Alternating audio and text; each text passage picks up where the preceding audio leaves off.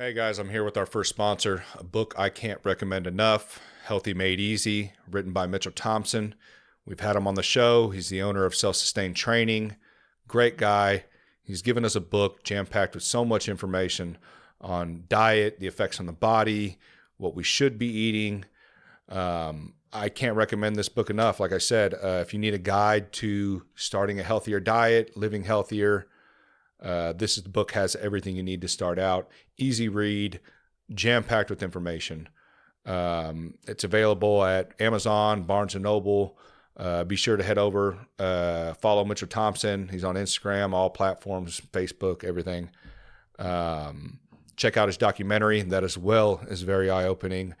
Issues in our medical field, how beneficial a healthy diet is. I want to appreciate everybody for supporting the show. And go check it out.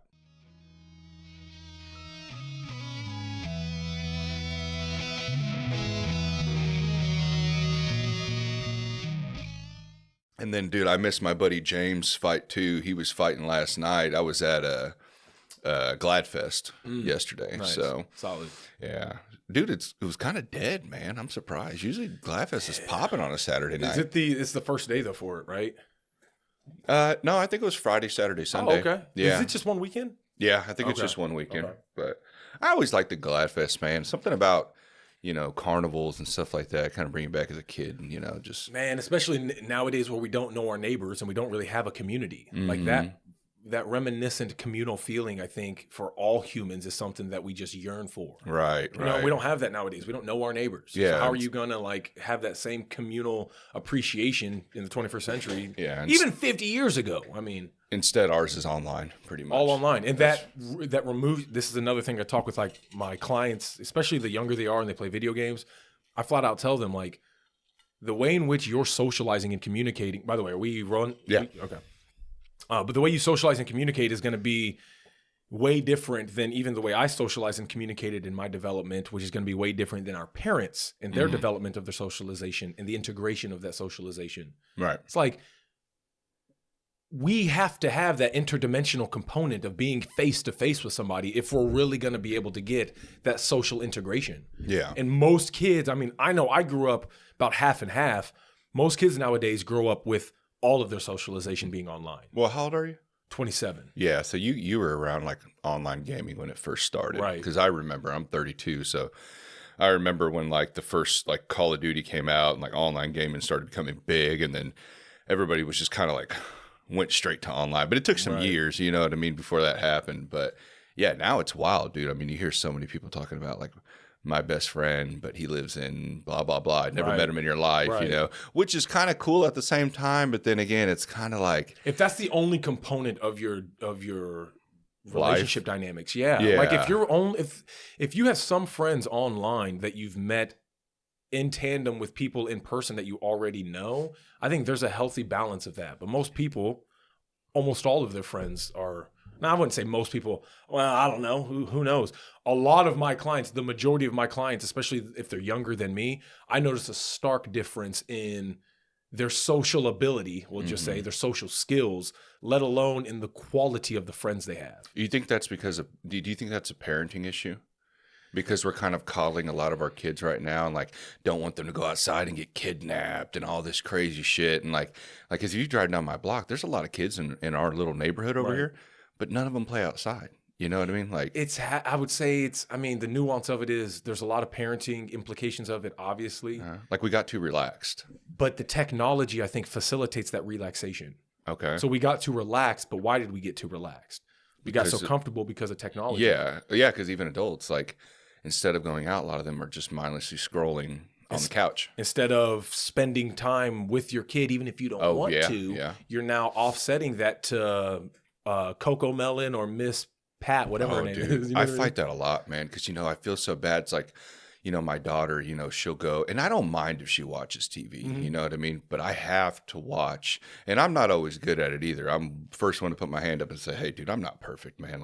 There's times where she's 3 hours watching, TV, and I'm like, okay, I got to get you out. You know what I mean? It's way too fucking long. So this goes back to your question, though. Is that a parenting thing? I mean, you can speak from experience. How much of that is you being a quote-unquote neglectful parent, and how much of that is just the convenience of the technology? Well, it's the convenience of me being lazy as well. It's me letting technology do my job, pretty much. That's what it is, I think. Yeah, but that's the half and half responsibility aspect of it. You can't blame parents for being forced in an environment where the technology is that readily available. Yeah. You know what I mean? And not use it. And not use it. Yeah. But you also have to carry the burden of responsibility to be accountable for the way in which you use it, how much you use it. Moderation. Moderation. I mean, goes back to our food stuff, right? Yeah, I know. Dude, bro, moderation's in everything, bro. If you think about it, parenting, drinking, food, relationships, like, it all correlates with everything, man. It's wild. I think, dude, when I first started to start implementing that word in my vocabulary, it has been a fucking game changer. Now, I'm not, perfect by all means. I still struggle, but I look at things as like, do you really need that right now? Do you need to eat one of those 7 times a week? Do you need to overindulge just because you want that 30 seconds of mouth pleasure, Oreo sounds really good right now. Yeah, you know what I mean? And at times I do, you know what I mean? Like, but I definitely am more conscious of it now. So how would you say, especially since like our last conversation, not only experiencing or understanding my experience with the Crohn's, but having actually read the book and have had time to implement the principles of the book, how would you say your diet lifestyle has changed since? I look at food a lot differently, especially with the book. It just opened up my eyes, even to, and I always say this, things you thought were healthy, and you read that book and you go, oh, and then you start learning about seed oils and shit, and like, you're like, what is in this? And dude, honestly, I seen a reel the other day, and no matter how corny reels can be, I like a lot of them, to be honest. I'm being fucking honest. I like them because like it like you forget stuff. Like even that book, I wouldn't say read it once. I would say read it a couple times. I need to go back and read it again, because I'm a forgetful person. But like sometimes I'll see reels on Instagram and something will pop up, and this one popped up, and it was like going through the supermarket and starting to realize all the poison they're trying to give us. And then it's like cut to Fruit Loops, boom, like all this like weird like shit we grew up on. And then I'm looking at it and looking at ingredients and stuff like that. And, the book helps out a lot with understanding that. It's like, oh, like what the hell? Like I didn't, you never would have thought, dude. You thought like FDA, yeah, there's going to be some bad, but it's not too bad. And then you're like, holy shit, dude. And I haven't even done a deep dive on some of the ingredients that I can barely pronounce. So I can't imagine, but I do know like, lately I've been listening to like a lot of the, ingredients that are allowed in United States, but aren't allowed in like countries like Europe and, on the other side of the world.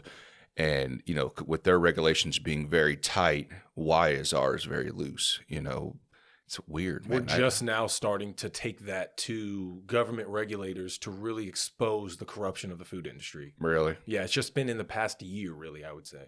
I just listened to that podcast, too, and kind of this kind of goes hand in hand, but I thought was really good, dude, on Rogan, the Ways to Well guy.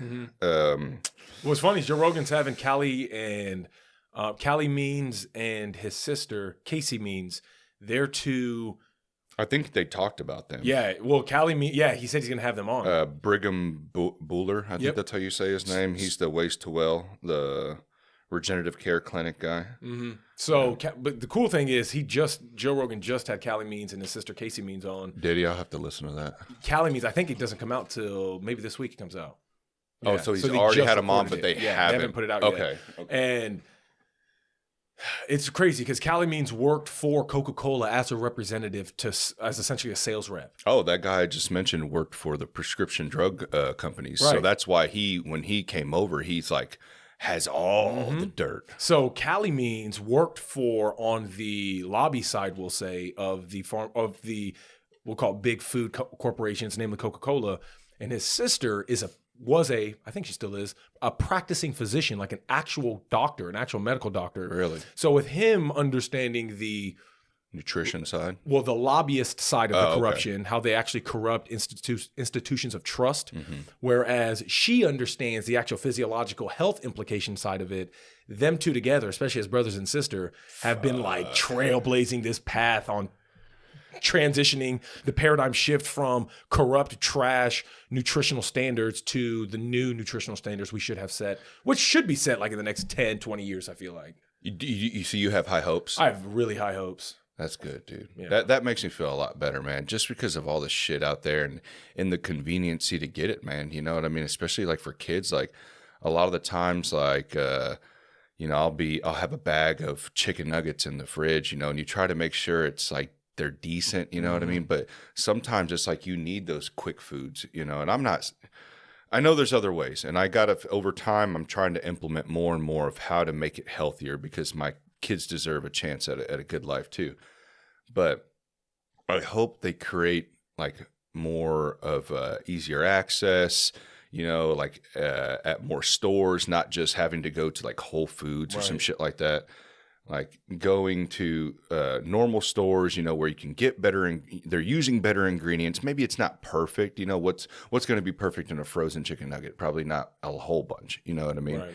But a lot better than what they're doing now, like shoving these preservatives and dyes and stuff like that. And that's where the reel you were talking about, though, and Casey and Callie Means, along with a group of other prominent health advocates, especially doctors, they're just now going to Capitol Hill and arguing for the exposing of those sort of unnecessary ingredients that are put in a lot of American foods. Really? And it's think about it.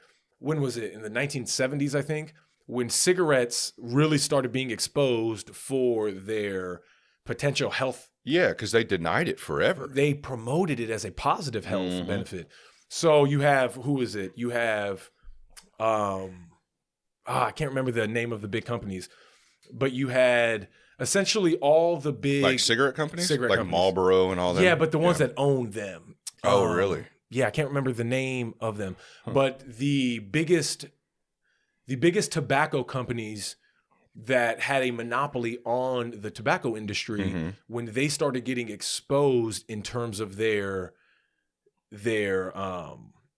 product being a health hazard, they started buying up all of the food companies, and they started putting a monopoly then on the sugar industry because they started getting exposed through the tobacco industry how their product was essentially hazardous. Right. And so because they started having their hazardous product through tobacco being exposed, they transitioned how they could start making the same level of profits by putting all their scientists in the field of nutritional science. That's insane. Philip Morris. Thank you. Philip Morris International. Yep, Philip Morris. So in the 1970s, Philip Morris bought Kraft. They bought products sold in over 180 countries. Bro, look up Google right now. Top 12. What about Altria? Is that another one? Yeah, but there's some that are more international that aren't as. I'm wondering, even in cigarettes, if they're allowed to sell that shit, the same type of ingredients in cigarettes here than they are over in other countries as well. So ultimately, that was the argument. So like Philip Morris and all these different companies in America specifically didn't have regulations on the particular ingredients they could put in their cigarettes, in their products, because there wasn't an understanding of the toxicity of a lot of those ingredients. So it's the same principle when they started transitioning their mindset into nutritional science. They started thinking, how can we get them addicted to our product at any cost? That's what I was about to say, because why couldn't you just go back to smoking natural tobacco? Not saying it's good for you. Because it's not as addictive. Right. Yeah. And so for them, the way... They wanted you buying packs a day. Man, and they think... I mean, think about it. They took that same thinking and that same fundamental process of how can we keep people addicted to our product, and they started discovering, especially through a process called hydrolyzation and a process where you essentially make sugar as pure as it can be. Yeah. You can manipulate the sugar in a way where it becomes more palatable, more hyper palatable, where it gets the consumer more addicted. Oh, really? And so essentially you had all these Philip Morris scientists who understood how to get people addicted to cigarettes, who transitioned their addicting science to the science of nutritional science. And now they have a foothold on what they expect, especially in America, keeps us addicted versus the ingredients that they don't allow in other countries. So cigarettes started it all off then, pretty much. Yeah, you could say, I mean, who knows? Maybe it was something before cigarettes. I mean, you could make the argument potentially that the seed oils themselves were the originator of toxicity because there wasn't as much of the promotion of the cigarettes before there was the promotion of the seed oils. Because cigarettes are more promoted in the 50s, 60s, and 70s, whereas the seed oils were substantiated as a normality in the 20s, 30s, and 40s. Really? You could even say before that because seed oils really were utilized. I think Crisco was like 1910. And what do the seed oils do again? Like, what does it do to the food? So is it a preservative? Yes and no. For the most part, seed oils are used. There's preservative aspects in it depending on how you manipulate the seed oil, if we're going to just call it the seed oil as this general moniker. But seed oils have like a multi-tentacle arm of uses of malnourishment in the body in terms of how, well, definitely uses, but in terms of how it affects the body negatively, because you're asking, why are seed oils so bad? Right. There's like multiple implications of why it's bad that stem from its potential usage. So fundamentally speaking, seed oils themselves are going to be condensed with a particular fatty acid that's called omega-6 fatty acid, linoleic in particular. So you have, you've heard of omega-3s, right? You have omega-3s, which are going to be like more fish oil stuff. Fish oil stuff. And there's particular omega-3s versus particular omega-6s versus particular omega-9s, right? Okay. And I think there's really only one omega-9. It's monosaturated. Whole different conversation. In seed oils, you have different type of acids fundamentally, but seed oils, like I said, are going to carry more of the omega-6, and the omega-6 is going to have two particular fatty acids called linoleic acid and arachidonic acid. So those two acids, the simplest way to think about it, just to completely simplify how you think about it, they're going to be more pro-inflammatory in that your body, we'd have to talk about inflammation first. Yeah. Your body, if it's inflamed, it's reacting to chaos essentially that's going on. So your body, your immune system will cause inflammation to try to heal something that's going wrong in the body. Right. Simplest way to think about it. So inflammation itself isn't a bad thing. It's when inflammation is chronic and it's running rampant that it becomes a bad thing. Yeah. So the ingestion of the seed oils is causing the inflammation. So there are certain chemicals that we consume, certain nutrients we consume that will either promote or downregulate those inflammatory properties in our immune system. So you have certain, they're called eicosanoids. You have certain eicosanoids that will cause the immune system to turn on, but you have other eicosanoids that will cause the immune system to turn off. So the idea is you have some nutrients that turn on the immune system, we'll say pro-inflammatory, right? And you have some nutrients that are anti-inflammatory in that they help turn off the immune system. Basic concepts. That make sense? So with seed oils, namely with these omega-6s and omega-3 fatty acids, they're going to have specific acids in them that are going to be either pro-inflammatory or anti-inflammatory. They're either going to complement turning on the immune system or complement turning off the immune system. Does that make sense? Okay. So omega-6s are pro-inflammatory because the metabolites that the eicosanoids that break down to their most fundamental form will actually turn on aspects of the immune system, whereas the omega-3s will have aspects that will tone down that inflammation. Okay. So omega-3s, people say to take fish oils because they have alpha linoleic acid.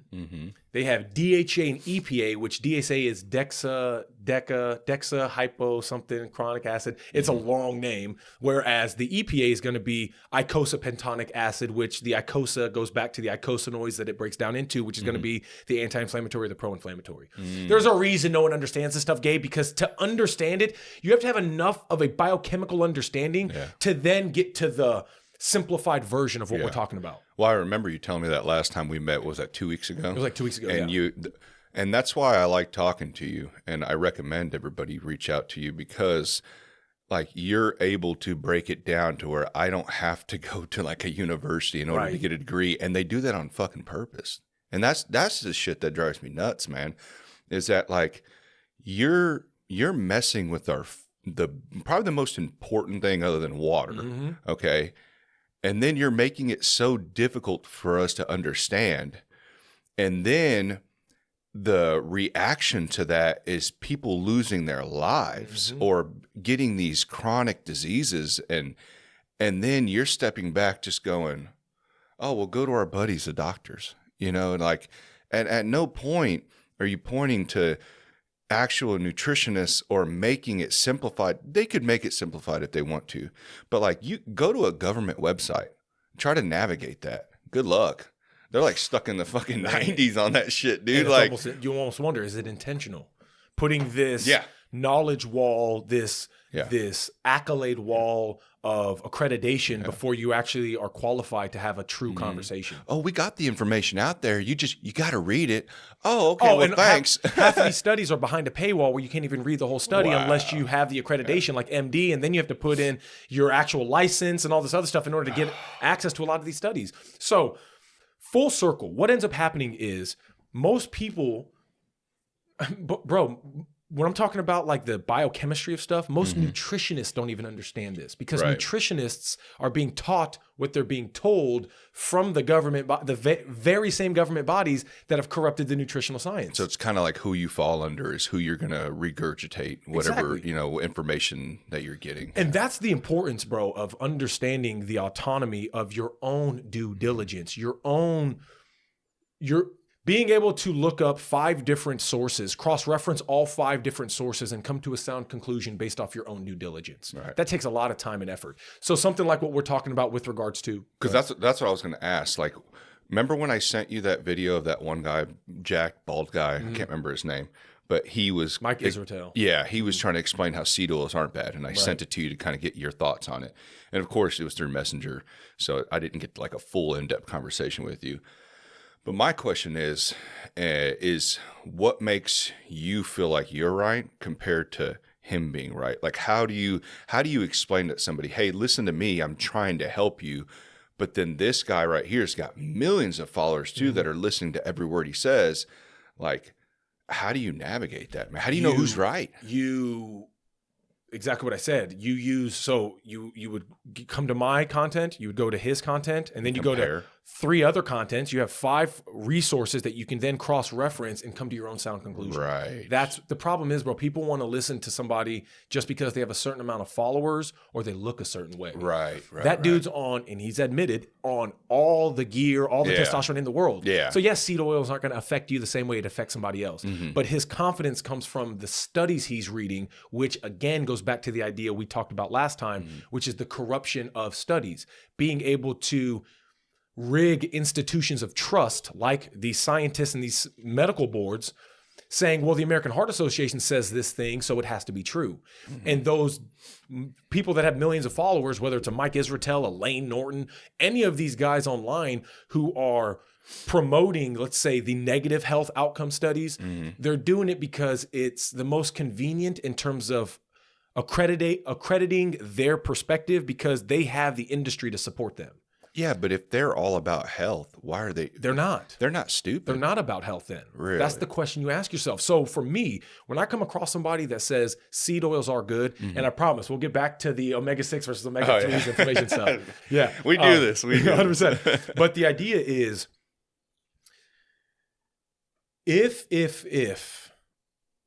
I'll give you a more simple answer to your question. Okay. Why would you trust a Mike Israetel or an Instagram celebrity versus someone like me who may not have as much celebration or as much quote unquote fame in my accreditation? Right. The difference is I work with people one-on-one and I have to see the results of my words in effect in the implication of their life. So when I'm seeing clients week in, week out, you've come to a few sessions. Yeah. You see the sort of experience that you're enduring through that hour to 2 hour session when I'm educating you and instilling protocols for you to follow. So for me, I have to see the effects of my words day in and day out over an extended period of time to know if I'm actually right or wrong. Yeah. So first off, my Crohn's experience in and of itself solidified for me a lot of the right and wrong perspectives on how to gauge what is true in just the health industry. Yeah. Me experiencing the Crohn's and then having to have faith that the protocol I thought was going to make me healthy, having faith that that would work without going on any of the drugs that they wanted me to go on. I'm having to practice what I preach. I'm not just saying something for the sake of the internet and getting followers because there's a study that says this thing. Right. I'm saying I have seen this work and I know that it works based off of not only what I've experienced, but what other people have experienced. Yeah. And what I'm talking about has worked is the standards that those scientists we were kind of talking about earlier, what they're starting to discover and actually put into policy versus the standards that have been preset by all these Philip Morris scientists and all these corrupt doctors for the past 50 years that have had quite literal financial gain to have these distorted views on nutritional science. Yeah, I mean, they were getting paid, man. They were getting money in their pockets. So what do you think their studies are going to align with? So who do you trust? Do you trust somebody that gets paid based off the actual output of the client that they're prescribing these protocols to? I have to tell somebody who comes in with type 2 diabetes, somebody that has actual debilitating diseases, and without me being a medical doctor, I have to work through their already prescribed protocol with the lifestyle changes that I know will work. Yeah. And the question becomes, who's actually right? Look at the outcome. Look at the results. Yeah. Look at my clients. You're actually practicing, like you said. Like, you're not just sitting there speaking in front of a camera. I guess, so then maybe they just lost their way. I don't know. I think it's no different than corrupt politicians. I think there is Oh, so you think it's intentional? I think there is the motivation and inspiration to do good from an altruistic standpoint in the early stages of your naivete. But once you get into the game, you realize, oh, you were just naive. If you want to play this game, you got to play this game. So the corruption comes with that certain level of accreditation. Or keeping people in that, how do I explain that? Like, not letting them move forward. You're keeping them by giving them bad information.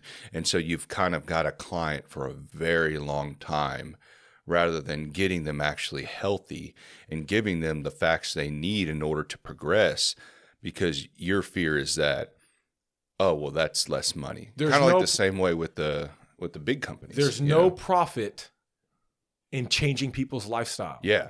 There's no profit in healthy people. There's no profit. There's no such thing as a healthy patient in a hospital. I mean, there's incentive from certain industries to keep people sick. And that's where you ask me, who do you trust? Trust the people that, again, don't trust anybody blindly. Yeah. Listen to 1, 2, or 3 people, all from different sides, cross-reference. Like, bro, I'll sit there listening to, I've listened to a single debate over seed oils, and I promise we'll get back to that. There's a single debate over seed oils that I've watched. It's a 3.5-hour debate between 2 doctors. One of them's a vegan doctor. The other one's we'll say a practicing carnivore doctor. And in watching that debate, 3.5 hours, I've watched it probably 5 times. Damn. And in watching it, in each iteration, I realize there's something new I discover every time I watch it. So imagine just the average person who's not engrossed in this, who hasn't written a book on this, who doesn't have clients. 12-hour shift, coming home to 3 kids. You think they're going to watch a 3.5-hour podcast, let alone a debate over seed oils? And then try to watch it 5 times. Bro, good luck. So then, make notes and stuff like that. Because I'm surely you're sitting there trying to break it down completely. And like you said, every fucking time. That's what I'm saying, even about books. Every time I reread a book, it's like, how did I fucking miss that? Right. Well, where was that at? So yeah, they're making it so difficult to where it's very difficult to change. So them saying, well, it's out there, it's really not, To tie back full circle, why are seed oils? Let's why are seed oils bad? Because I think this will be a good transition, though. Yeah. Why are seed oils bad? I watched this debate over 5 times, 3.5 hours, over the nuance of seed oils. Oh, okay. And it solidified. This is all on YouTube, right? It's all on YouTube, okay. Yeah. And this is between clinical doctors. One of them has more patients than the other. One of them's more of a social media doctor, the vegan doctor, whereas the other one is a practicing doctor. And I went on that practicing doctor's podcast last week. That doctor was in my documentary that was the catalyst to me discovering all the stuff that I discovered from a true nutrition standpoint versus a corrupted nutrition standpoint. Oh, so he's a good guy. Real good guy. Okay, Again, practicing doctor.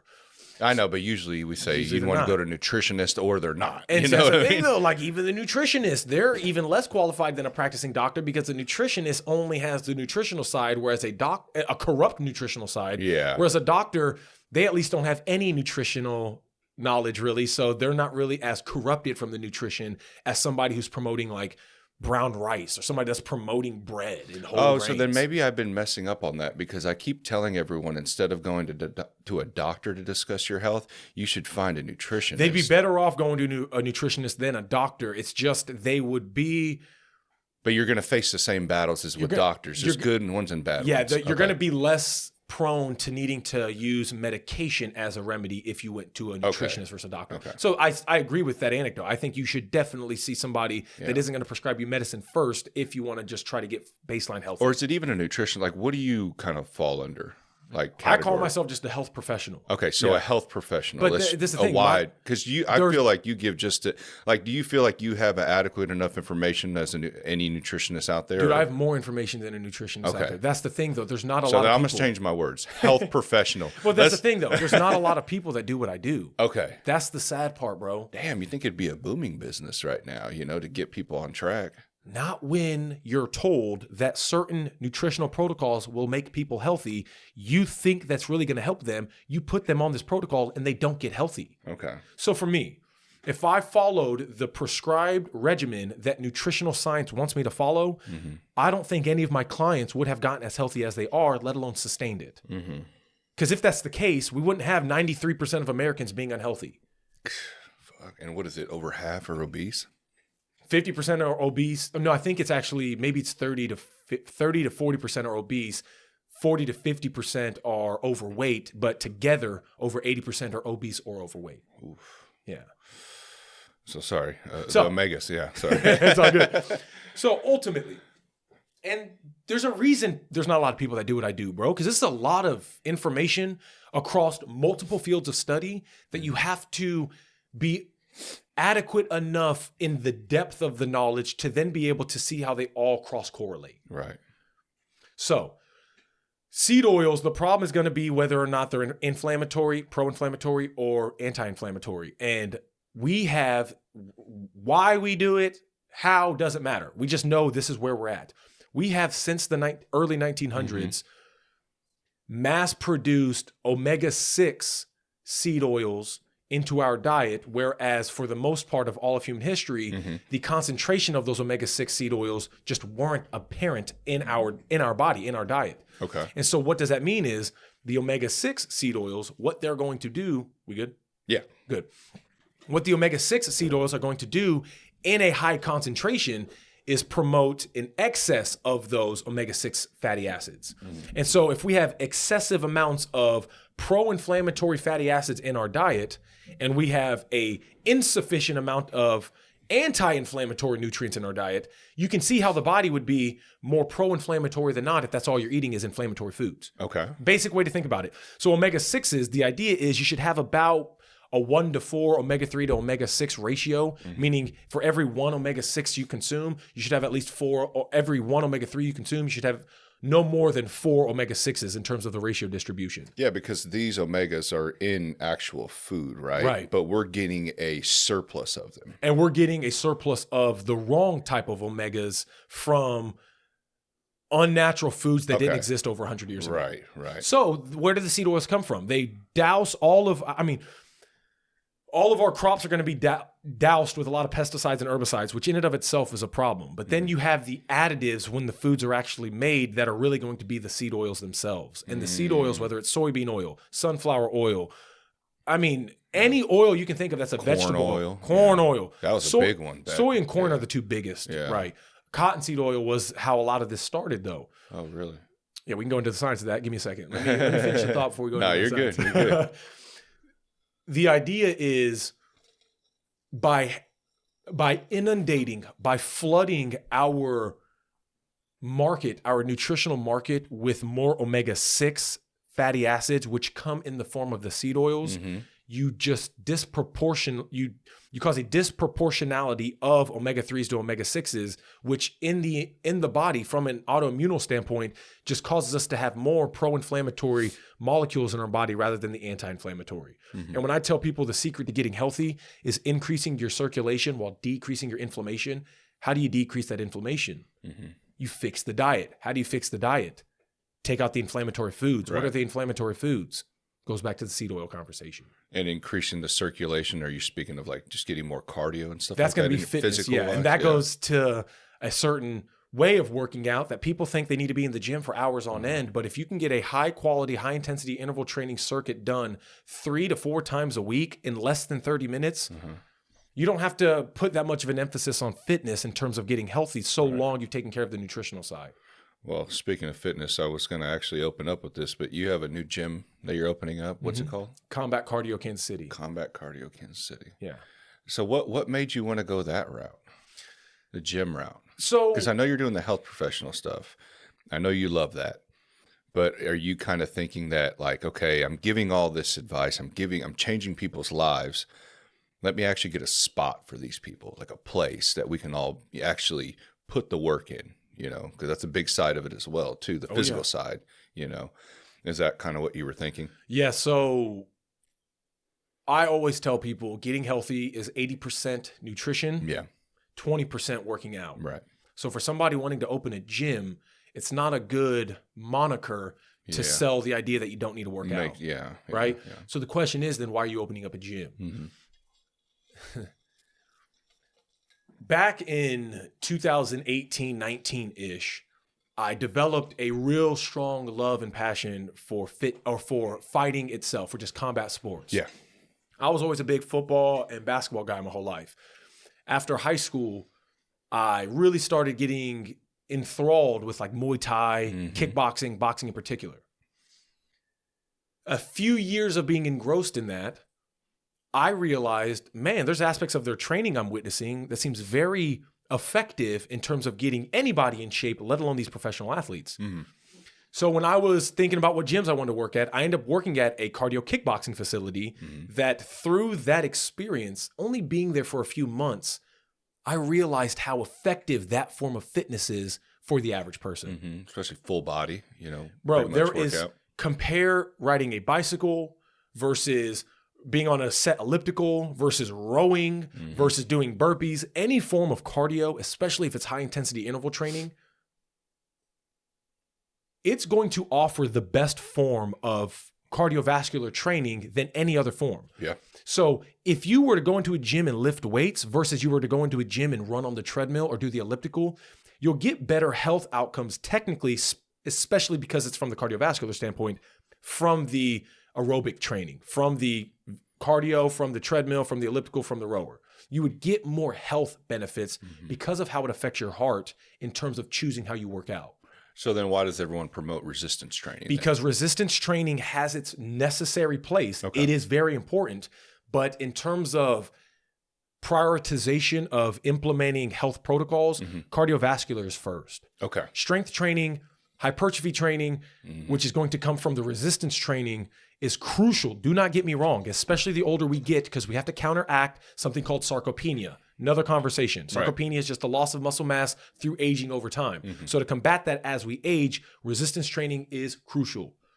But in terms of all-cause mortality and being able to live longer and all the studies that they show, HIIT training, which is VO2 max training, which just means how much oxygen can your heart actually take in one session and exert in one session, that has been proven to be the most effective form of fitness.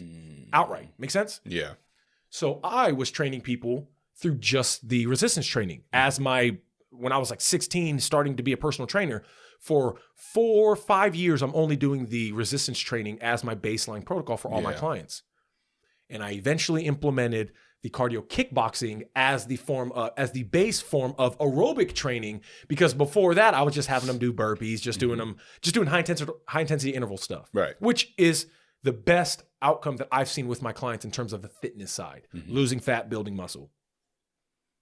It wasn't until I started actually training people as with the combat cardio as the priority of the outlet of the mode of training, that I noticed my clients stayed around longer. They got results faster. Mm-hmm. And the mental side of the training was exponentially different in that they weren't regretting having to come to a workout. They looked forward to their fitness. I recognized that the cardio kickboxing was just a very unique way of training that no other gym really offered. Yeah, because if you think about it, soreness wise, I mean, probably if you were to compare the cardio kickboxing stuff to actual resistance training, you're probably going to be a lot more sore lifting big weights, you know what I mean, than you are. And there's people I've heard that have argued that, going and lifting so much in one day instead of spreading it out, and that way the longevity side of it, you're doing it for a lot longer rather than 3 months and then you fall off. Because if that's the case, then what's better? This you're going to stick with a lot longer because it's fun. It's probably a little different every day compared to this, which is a grind. It's hard. I mean, everyone who lifts weights, stuff, routine, same shit all the time. And then you burn out in 3 to 6 months. So that sustainability factor is why I named my company Self-Sustained Training. Mm-hmm. Is I realized that there's a difference in me having clients that I can affect them for a short term, for a short-term period that they feel the best they've ever felt, but it's short term. Whereas teaching people the more sustainable behaviors that they can carry with them the rest of their life, there was no comparison in terms of the quality output that I got from my clients in one way of training versus the other. Mm-hmm. And so what I noticed is it's already such a mental challenge for people to get into the gym, which is why I tell them focus on food first. Yeah. Focus on food first. Read the book first. Right. Once you've taken care of the circulation side or the inflammation side, the decreasing of inflammation through the food, you can then focus on the increasing of circulation through the fitness.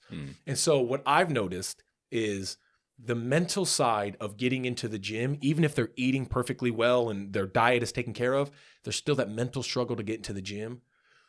It's because it's not fun. It's not enjoyable. It's not. I mean, you enjoy jiu-jitsu, don't you? Yeah. Right. And you go to it regularly because you enjoy it, right? And I really just work out for jiu-jitsu, to be honest with you. And so with people that I noticed in my combat cardio training, when I used cardio kickboxing, really it was Muay Thai and boxing because I didn't do a lot of just kickboxing stuff. I was teaching people elbows. I was teaching them the practical biomechanics of how to throw punches. I realized that not only was it a more fun form of cardio than a fun form of fitness than any other form of fitness that I had implemented with my clients, and this is over a 10-year period, but I noticed it was improving baseline aspects of their biomechanics that you can't do in these other forms of training. Mm-hmm. So if you're stationary on a bike, on an elliptical, you're seated in a fixed position that is going to exacerbate your asymmetries in your bad posture, meaning when I teach people to fix their posture comes from sitting too much. Yeah. And so if you're doing a workout where you're sitting, you're exacerbating those asymmetries that were built up from the sitting in and of itself. I remember on the last podcast we did, you explained that. I stood up and I did this whole little demonstration. But it's true. And not to cut you off here, but I just left from an office job, dude. And I honestly don't know how people do it. I've only done, and this one I sat a lot at my desk, and it was only for 3-4 months. But man, it was killing my hips. Bro. I had never sat at a desk like that for that long. I mean, my lower back, my hips were tight. I mean, it was killing me, man. I don't know how people do it for 20 years. I don't get it. They build a normality to the chronic pain and discomfort that they accept it as a non-negotiable. What advice do you have for those guys that are get up from your desk every 30 minutes and stretch? Not even that. The problem is there's a baseline misunderstanding of why they're experiencing their pain in the first place. Okay. So people think you go to the gym, you should strengthen your lower back. You should they're thinking you need to do all these lifting things to mitigate the weakness in their body from sitting all the time. And it's more mobility. It's more mobility and hydrated fluidity. So the problem is when we sit so much, we get stiffness in parts of our body that become dehydrated, that then cause us to be locked essentially in a fixed position, namely when we talk about the sitting causing that anterior pelvic tilt. So for the audience listening, when you're sitting all day, the top of your thigh is in a half squat position essentially. So it's in a flexed position. And if you stay in that seated position, it's pulling on the top of your pelvis in a way that shifts your pelvis forward, that causes an extra curve in your lower back that is the catalyst to most people's lower back pain. So what you would do is teach somebody not to strengthen their lower back because it's weak from sitting. You teach them to loosen the chronic tight parts of the body that are being tightened and dehydrated from that lifestyle of the chronic sitting. And in order to do that, you kind of have to reverse. You have to reverse it. So then the answer, it. So your question becomes then to the actual answer. Because here's the problem, bro. A lot of the times people ask me something and they'll just want the answer. But it's like, I can't just give you the answer without giving you some understanding before the answer comes. Of why it's happening. So you don't keep committing the same thing over and over again. And that's why I said it's a misunderstanding of the fundamental perspective on what's causing that pain. And so when you understand that concept outright, you understand how then can I loosen up my lower back, loosen up the stiffness in my body, and what does that protocol look like? Gabe, I've had people that follow, I think I sent you the stretching protocol, but I have a stretching protocol that takes 4 minutes a day. It's 3 movements, and it takes 4 minutes a day. Yeah. I've had people that I have people that have regained comfortability in just sitting, let alone in their daily life outside of sitting, by doing this 4-minute stretch every day for 4 weeks. And I've had people, a client in particular that I use this moniker for, who relieved his lower back pain that he's had for 4 years. That's awesome. So in 4 minutes a day, for just 4 weeks, my client was able to relieve 4 years of chronic lower back pain. This guy was obese, non-athletic. All of these issues that this gentleman experienced had nothing to do with his genetic predisposition of not being an athlete and in sitting all day. It had to do with him not knowing what was causing that pain in the first place. And when I taught him all the little stuff that we've essentially even embarked on, it then became a protocol of follow these stretches 4 minutes a day, every day consistently, and see what it does for you. Yeah. And what was he able to do? Reverse that tightness in his pelvis, reverse all the stiffness that he built from the chronic sitting, to where now when he sits, he just has to undo the potential buildup of that asymmetry. He doesn't have to completely reverse it. Now he just maintains the looseness rather than building that stiffness. It's the same thing with me. My buddy Luke Josephine, he's a doctor, and he's actually goes to our gym. He's a black belt, and he sent me a video from Stuart McGill. That's the guy. On the McGill threes. It has changed my life, man. I've had an issue. I don't know if it's L4, L5. I've had x-rays done before, but I get these bulging discs or these herniated discs, or whatever. I know one is different than the other, but it hurts. Like, to the point it tilts my whole body forward, and I can't even, like, if I try to stretch it out, it's so much pain. But since implementing those, and like you said, it takes like 5 minutes. Literally, it's 3 mobility drills, or what would you call them? Is it mobility? Yeah, mobility, stability. Yeah, because it's pretty much bird dogs, side planks, and these weird things where you put your hands under your back and you lift your head up.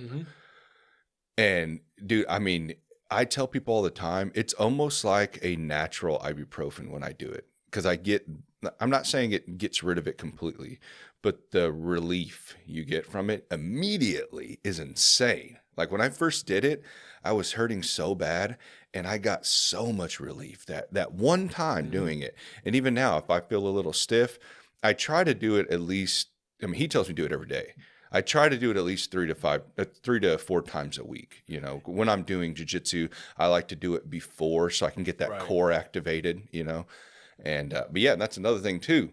A lot of people forget a lot of our problems come from the core, on our back, our back issues. So strengthening that has really helped out a lot. The question becomes, if if you were more consistent with those stretches, would you completely remedy the pain and the discomfort you experience? That'd be a question to you. Yeah. Well, it would really be a question to you because have you tried going 3 months straight every day, being consistent you see what I mean? Yeah. So you think if I actually had the discipline enough to do it every day for the next 3 to 6 months, I could probably completely heal my back. So I always am hesitant when I give clients guarantees and confident reassurances. Different person to person. But I'm going to tell you this right now.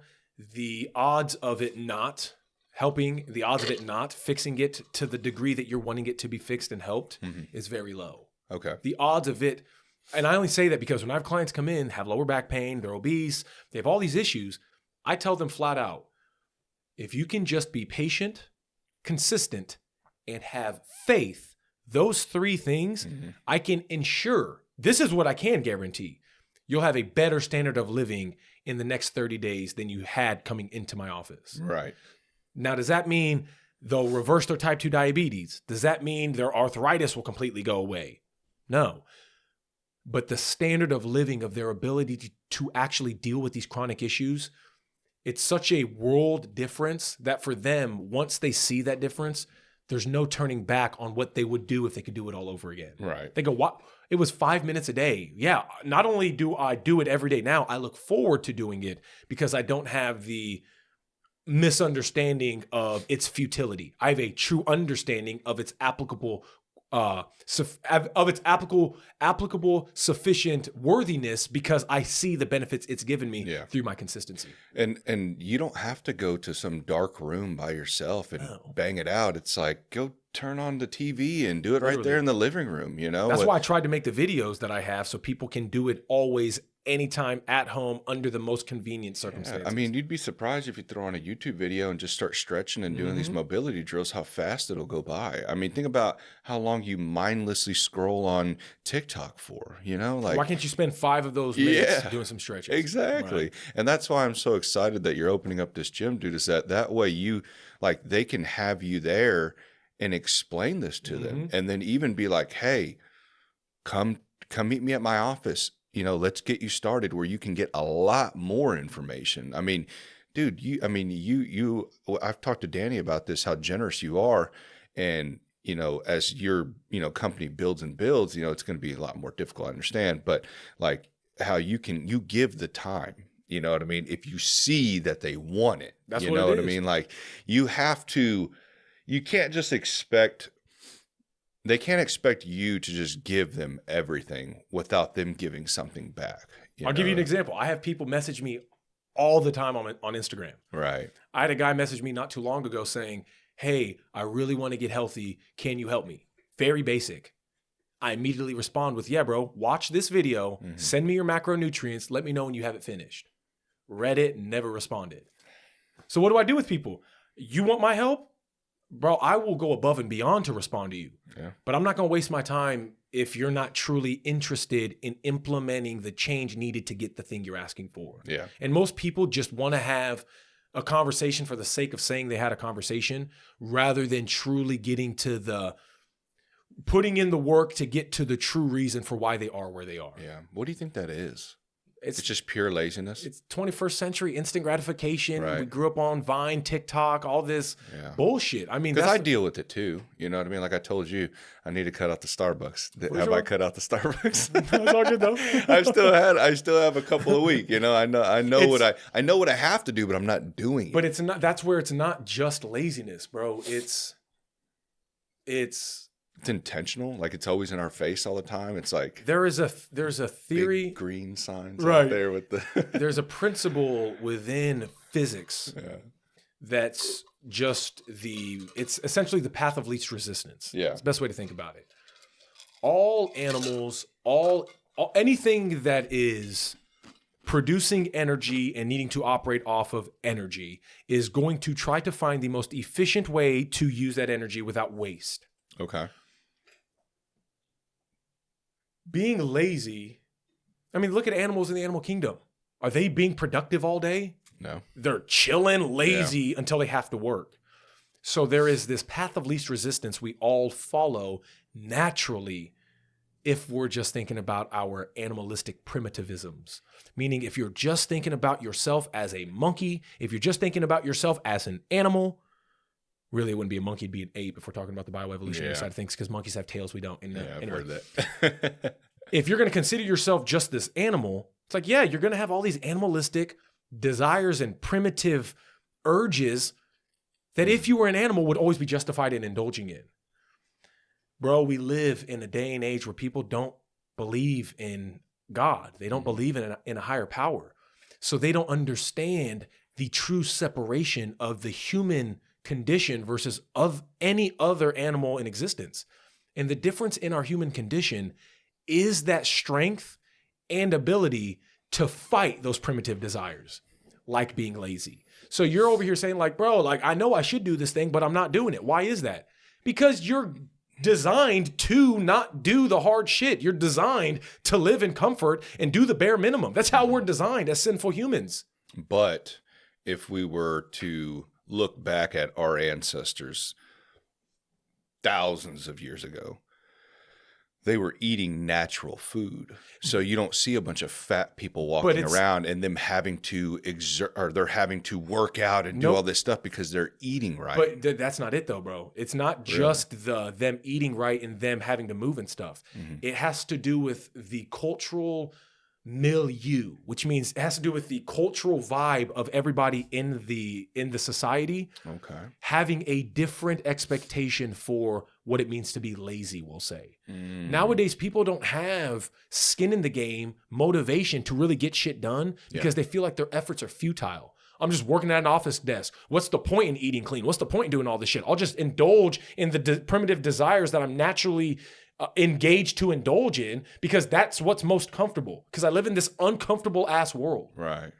100 years ago, even if we're throwing food out, if we're saying fitness, throw all that out. The difference in the cultural milieu 100 years ago is people believed in something greater than themselves. Right. People believed in God. I'm not saying that there's a particular God you got to believe in, but they believed in something greater than themselves. Yeah, because if you don't believe in something of higher or whatever, you'll believe in the next best thing, right? If you don't money, food, women, men. If you don't believe in something, then you're willing to believe in anything. Yeah, okay. And humans need something to believe in, bro. Yeah. And so when you live in a day and age where you don't believe in God and the only thing you really believe in is your own self and your own future, because we live in this narcissistic social media day and age where everybody has to think about their image and other people judging them and blah, blah, blah. That in and of itself is the real reason why people give in, why they don't quit drinking Starbucks, why they give into the food. Give into temptations. Yeah, because you know what they think? They go, it's temptation, I could, but F it. And they give into it. Whereas even 50 years ago, but 100 years ago, people would be like, I'm tempted, but is it the right thing to do? Because I have an actual objective moral compass to base off of, is it the right thing to do? I know it's not, so I'm not going to do it. They had more of a willpower thinking outside of themselves compared to nowadays only thinking about what's going to make them comfortable inside themselves. Yeah. Man, I wonder, because I was such a big, I've told you this before, I've dabbled in and out, you know what I mean? And I wonder what it is that just strays people away. Like, I know I just thought it was bullshit, you know what I mean? I'd be into it hard. I'd be like, okay, you know, religion's, I'm going to bring this into my life, and it was bringing me comfort. And then all of a sudden I would be like, man, no, this has got to be fucking bullshit, dude. And One word. What? Faith. Faith, yeah. And now that I'm getting older, you know, and I used to make fun of people who get older and then all of a sudden they become religious, you know. Right. And but then too, I would make fun of people that would always talk about working out. I'd be like, you know, back when I was overweight and like not taking care of myself, those people used to annoy me so much. And now it's like, oh, I get it. Like, you're literally like doing something that helps you, and you're spreading the word free to everybody else. Like, hey, you should do this, this, and this, and it'll make you feel great. And I'm the dumbass over here going, look at this guy, or look at this girl. What? Oh, cool. You're working out. That's great. Why do you think, especially when you were out of shape and not healthy, why do you think you had such a disdain towards healthy people? Because I was probably upset with myself. You were projecting your own insecurities. Yeah. Let's take it back to the idea of the not believing in anything greater. People that, if we're talking about just you in particular, when you had the experiences of, I'm in the faith, I believe, and then there's a time where you're like, F this, I don't like this. Like what, walked on water, Moses splitting the Red Sea. Like, I don't believe in none of that. Yeah. It's an outward projection of your own insecurity, no different than the unhealthiness. Now, what is that insecurity though? This is a way more justified insecurity. Uh-huh. It's the insecurity of not knowing. Okay. It's the insecurity of uncertainty. Yeah. And when you're uncertain, what happens when we die? What happens with all these things that religion offers? If you don't have that higher level understanding of being able to default your faith to, what are you going to default your faith to? Right. You're going to try in your own mind to rationalize it, which is so impossible that the only point you get to is a point of true like negative pessimism that causes you to then see the world through that negative lens. Right. Because it's like, yeah, how do I know what happens when I die? Wait, why Moses parting the Red Sea, Jesus walking on water? That's bullshit. That ain't true. How could somebody actually resurrect the dead? How could he be the real son of God? This is all bullshit. Yeah. That stems from you neglecting the faith required to believe in things that you could never really prove. Huh. And you know what a lot of people do nowadays? They'll take that same behavior, but put it in a realm that you can prove a little bit more, which is going to be in the field of science. I mean, there's aspects of science that we'll never be able to discover. Ask a quantum physicist what gravity really is. It's all theory. They're going to have to say, at a certain point, I don't know. They have to at a certain point in all scientific studies. Think about nutritionists. Does LDL cholesterol really increase your probability of heart disease? Yeah. Why? Well, I don't know. We kind of know to its most nuanced form, but even when you get to its most nuanced form of how the LDL particle can become corrupted and small and dense versus being large and buoyant, and that actually causes it to be permeable to penetrate the arterial wall, which then leads to atherosclerotic plaque, which then leads to heart disease. We know a lot of that. But when you get to the nuance of, but why or how, there's an aspect of all science that you have to say, I don't know. So what do those scientists end up doing? Defaulting that to some form of faith. I have faith that the math says it is this. I have faith that the science says that it should be this. But that faith has just been shifted from something that was unknowable in the form of God and religiosity into something that's unknowable in the form of scientific misunderstanding or scientific ignorance. And actually, speaking of cholesterol, I just had a guy talk to me about that. They've got him on some sort of fish diet. Like he mainly just eats fish. And he's like, and I was like, well, why don't you try like just an all meat, like, because he's still doing, I think, rice and shit. I'm like, cut all that shit out.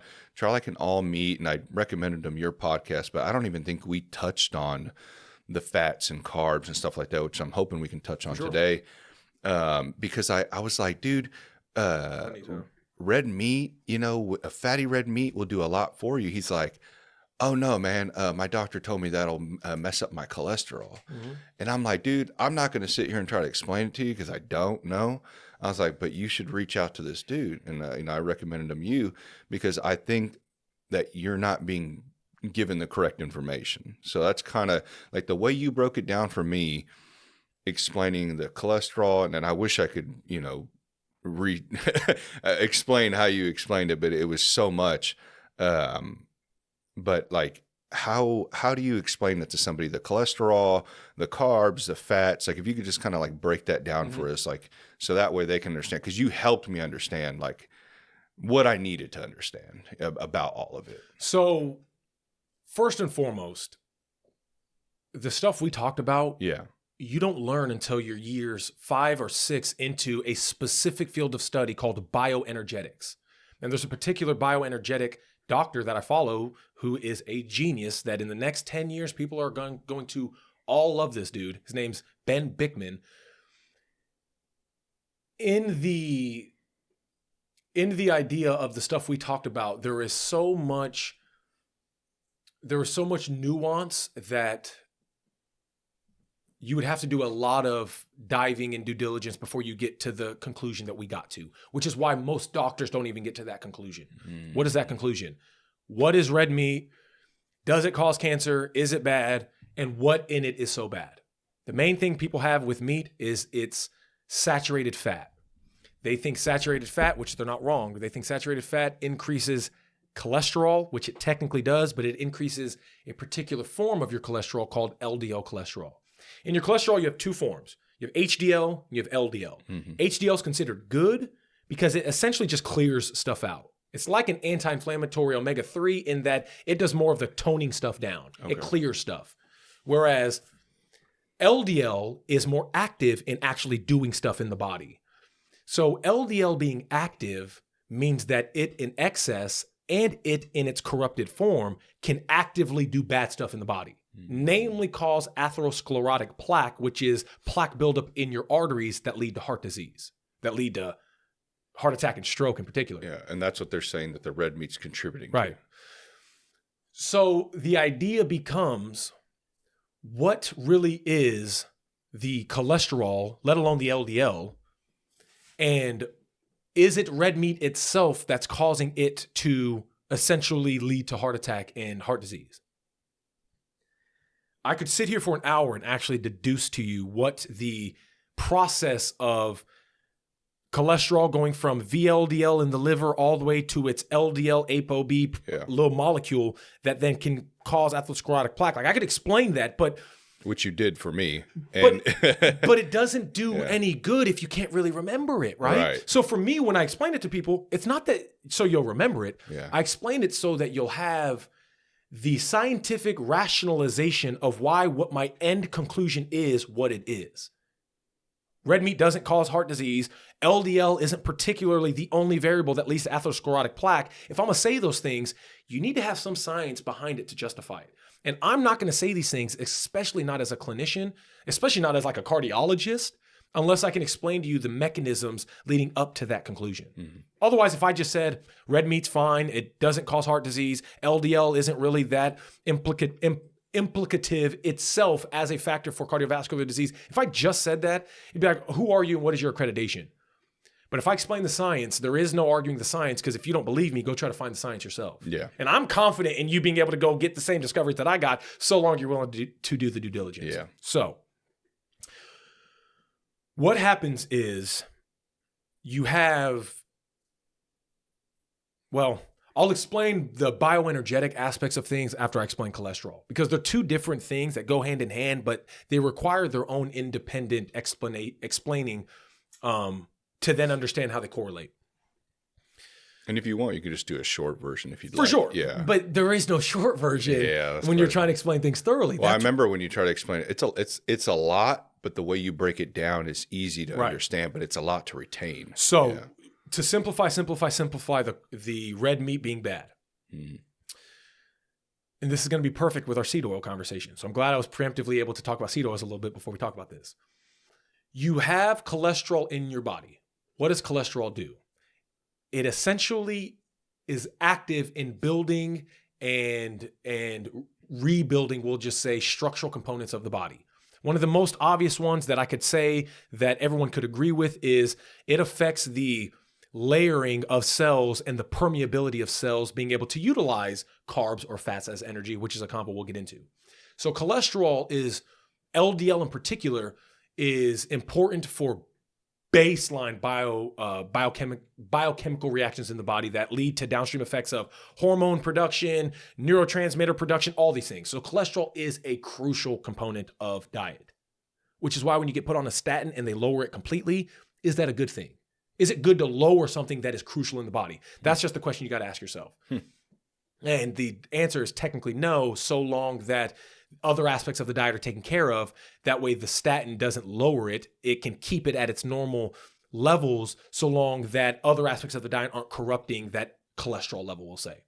So cholesterol being high is bad when you have excessive inflammatory nutrients in the body, namely the omega-6 fatty acids that are going to corrupt the LDL cholesterol as it gets broken down. So what happens in the body is your liver will essentially produce cholesterol.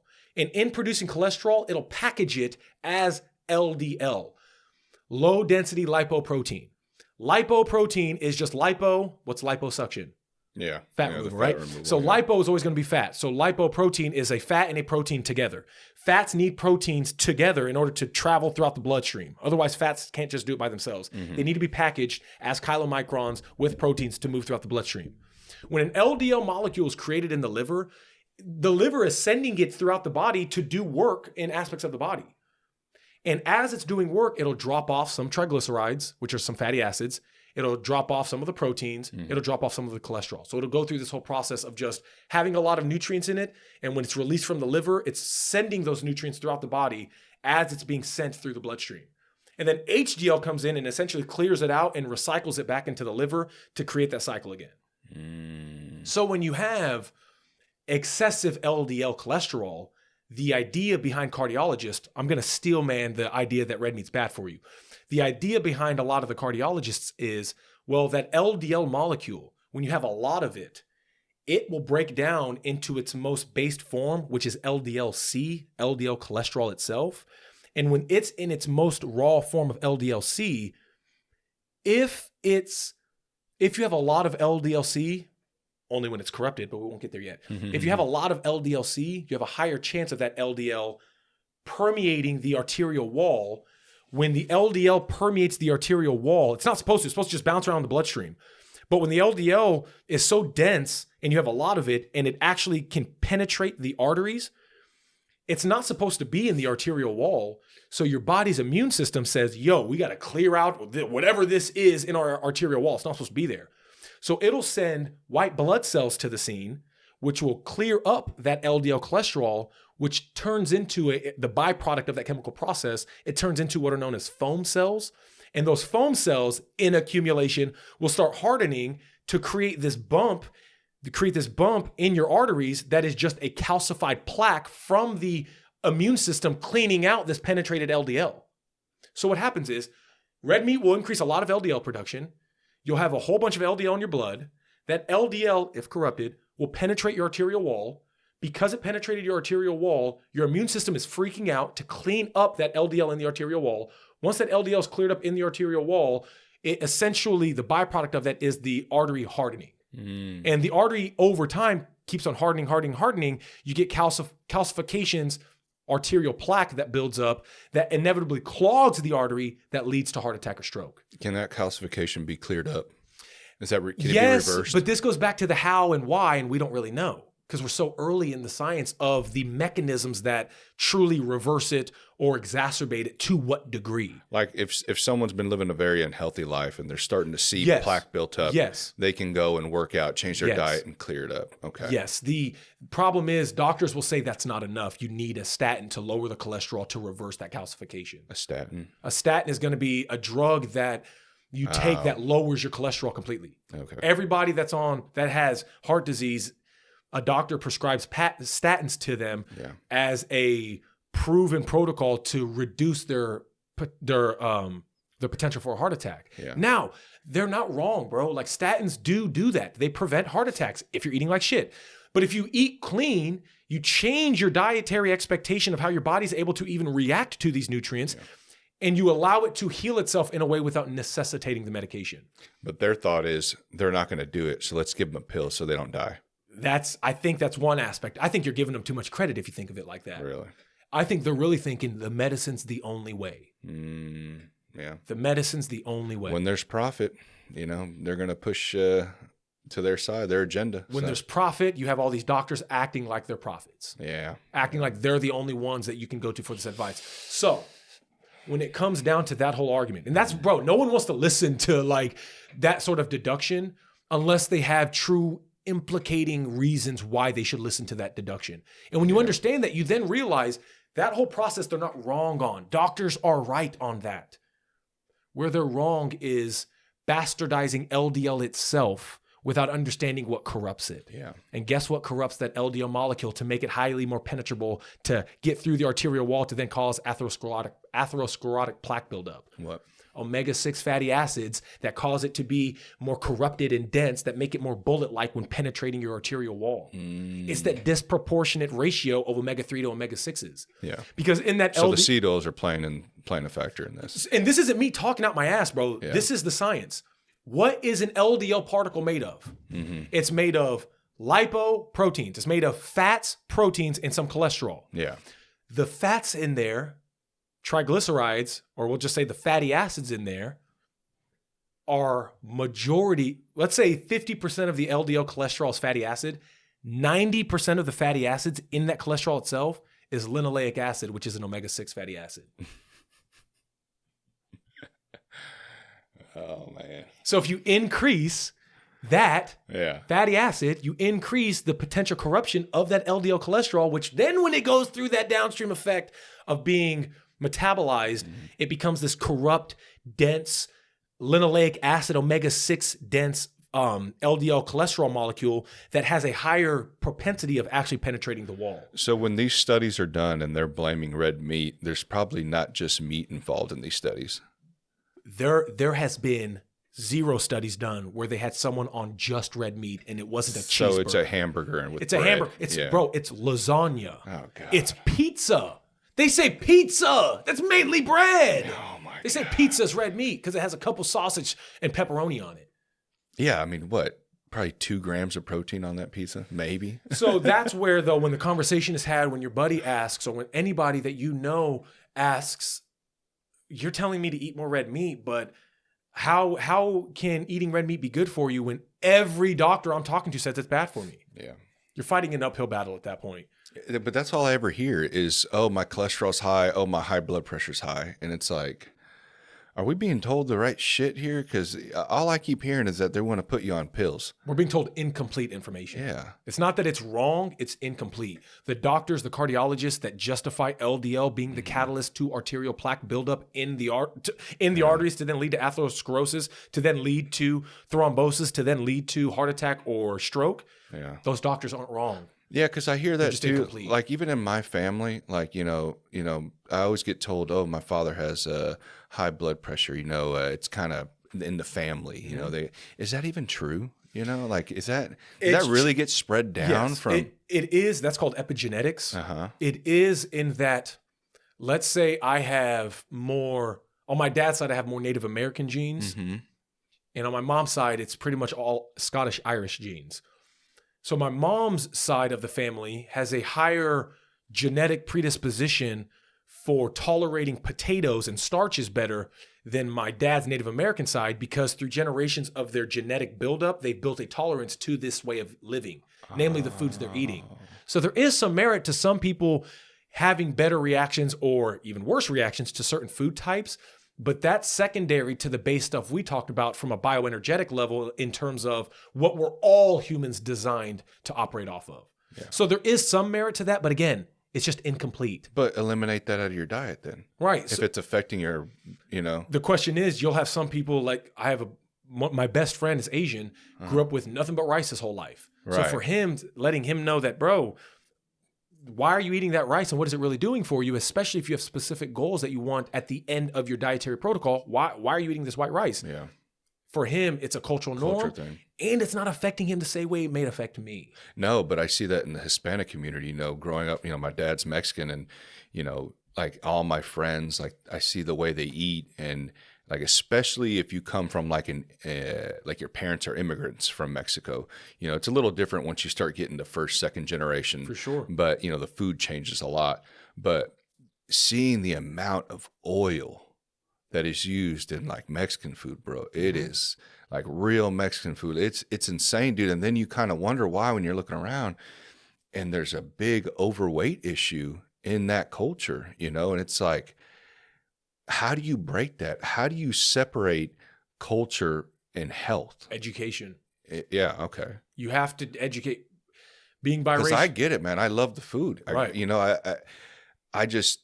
I know now that I'm getting older, I can't continue to eat that because I seen what I look like when I did, and I see what I look like when I limited it. Since the last time I saw you, you've lost 10 pounds. Yeah. Why? I cut out carbs. Why? Yeah. Because it was making me feel like shit. How did you know that? It looked like shit. How did you know that? Education. Yeah. You got educated. I talk to people too. I talk to people like you and other people that will tell me the truth, not the whole like, oh yeah, you're good. But you got you're educated. right. Yeah. That's the thing, bro. Yeah. And then you explaining to me the carbs versus fats, which, I didn't know, right. Because I think of, man, I got to get some carbs and I got to get, I got a energy. heavy day, Yeah. I got jiu-jitsu, I got workout, I got to get some energy. I wish I had a whiteboard, bro, because if I had a whiteboard. I remember the whiteboard. It would be a lot easier. Hey, sign up with him and go to his office and he'll break this shit down. Yeah. It was cool. I actually had to take a picture of it. Nice. But yeah, man, so it's like understanding that I've grown up for so long thinking that you had to have rice. You had to have a meat. You had to have a rice. So, and culturally too. Right. I mean, think about, in Mexican food, there's always a rice and there's a meat. Think about in Italian food, there's always some form of pasta, carb. Yeah. So the question is, why do 4 billion people on the planet consume white rice? It's cheap. It's cheap. Yeah. And it's an immediate form of energy. Mm-hmm. It's cheap. Sometimes a crash too. Of course. It's cheap and it's an immediate form of energy. Mm-hmm. I was on a podcast yesterday and my client was talking about, he's my client, but he's also hosting the podcast. It's like, man, how do people fight the feeling of being hungry? Because when I'm hungry, and I stopped him right there. And I go, what do you mean hungry? When was the last time you were actually hungry? Yeah, like 3 days hungry type shit. Yeah. When is the last time you were actually, by the word, hungry? And for all of human history, bro, we forget that most people were not only hungry most of the time, but they were limited to whatever their time and the age they grew up in and the region that they grew up in had to offer. Right. It's like, oh, you're a 1860s Irish farming family and you want to eat more cattle and shit? Bro, you got potatoes. Yeah. And the kid's going to come to the dinner table and go, but I want macaroni. It's like, what? Yeah. You literally are going to starve. And guess what they would have to do? You don't want to eat your food? When you get hungry enough as an animal and are ready to eat, then you'll be ready to eat. And so the standard of what being hungry and satiating that hunger really was for all of human history is so distorted. We have such a distorted view of what that really is. Mm-hmm. So when we're thinking about why 4 billion people on the planet consume white rice, or why most immigrants have a trash standard of why they have a trash dietary standard when making that transition from their country to America. In their country, they were having to behave like how most humans behaved, which is we're eating what we have access to and what's the cheapest and most convenient. Right. And when they come over here, they maintain that same mindset, but with way more surplus and excess of the options they have in store. So they are less worried about the nutritional density and they're more worried about just getting energy. Right. Because again, for all of human history, why are they consuming white rice and not brown rice? Why are they consuming certain foods and not other foods? Because they need energy and they need to be able to survive in the cheapest, most efficient way possible. And so when you're an immigrant coming over here, you don't care about the nutritional density of food. You care about energy and surviving. Mm-hmm. So you're not going to teach your kids that. My dad's dad grew up with both of his parents dying before he was a teenager in Dodge City, Kansas. Damn. In the 1940s and 50s. And so his older brother, my great uncle Charles, my great uncle Charles was like 16 at the time, that he's raising a 13-year-old and my dad's dad and all of their younger siblings. And there were 6 of them. You think my Uncle Charles is wondering about the nutritional density of the government cheese they're getting? No, he's saying, thank you, government, for giving us cheese. Yeah. And let me feed my family. Yeah. So you can't blame people from an impoverished standpoint for having impoverished standards. Right. What you do is educate them to make them a little bit more understanding of the standard they could have going forward. Mm-hmm. And that's why I don't even blame my parents. Like, I don't blame my dad for giving us macaroni and hot dogs with 5 kids in the family. My mom, hamburger helper. I don't blame her either. She had 5 kids, But if he knew better, if he had people in an environment in place where he could know better, I would eventually blame him if there was something he could have done. But there was one thing that my mom always did, and she was really good at. It was moderation. Yeah. Like, you had access to the fridge. And it's moderation of what she knew, though, too. Yeah. She knew it was moderation of the food, but Well, she knew overconsumption. Exactly, but she didn't know, like, even a little consumption of bullshit food could be the real problem. Right. And so for that, we give her grace on, like, well, you didn't know about the sugar, but you at least knew about the overconsumption. Yeah, because, like, all of us were, lean, thin, when we left, but it's more of when you left the house. Then you had to be an adult. Then you had to kind of figure out what is what and, what you should eat, what you shouldn't. But no, she always did good on that because it's hard to not overindulge, especially as a kid. I can't imagine we would bother her all the time about, can I get a snack? Can I get this? Can I get that? And having to tell them, and I have to do the same with my kids. It's like, I want to let them have these things, but I can't. It's going to hurt them more. Literally. If I let them, than telling them, hey, now let's wait a couple hours. Let's see how you feel after you eat. And it's only been like 10 minutes. Let's wait. What's the difference between how the brain reacts to cocaine versus how the brain reacts to high processed sugar. Is there a difference? And that's the sort of, if parents understood a concept like that, it would make it easier for them to look at that ring pop or that cupcake as a poisonous drug rather than as something innocent to keep their child satisfied. Yeah. I don't want to hear them screaming, and I don't want to hear that. This will satisfy them. They're asking for it. They're annoying me. I'll give it to them. They don't realize that thing you're giving is the reason why they're in that behavior of acting so out of control in the first place. No, you're right, dude. Because I think about it, I used to party. So I know the effects of both. Yeah. I know the effects of both. And I'll tell you this, when I look at a little kid and he's all sugared out, and I remember being in a group of guys and I seen a dude twacking, I'm like, there's really no fucking difference, like they're both trying to sell you something. You got kids over here, they're talking your ear off, and you got a dude over here trying to start a business. That's hilarious. That's good. Bro, like literally it's the same shit, man. I have my buddies now. It's different when I have clients who have kids and I don't know them that well, right? I'm not going to step on their toes of trying to teach them how to parent because I don't have kids myself. Yeah. But from the logical deduction of conditioning and just thinking about how to condition somebody,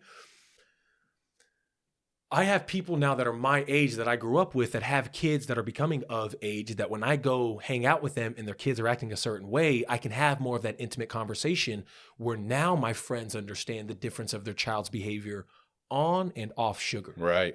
And now that they notice it, they go, Mitch, like, thank you, bro. I appreciate it. And I tell them, it's not me, bro. I'm glad somebody was able to tell you because I don't own this information. I didn't discover this. This is just facts that are out there.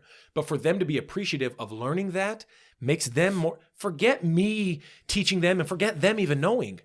Their kid now has a better leg up in their development from that point forward because their parents are a little more educated. And I like that too, that you do that, Mitch, because it's hard to be the friend that has to tell the truth. You risk losing friendships, you risk pissing people off or rubbing people wrong.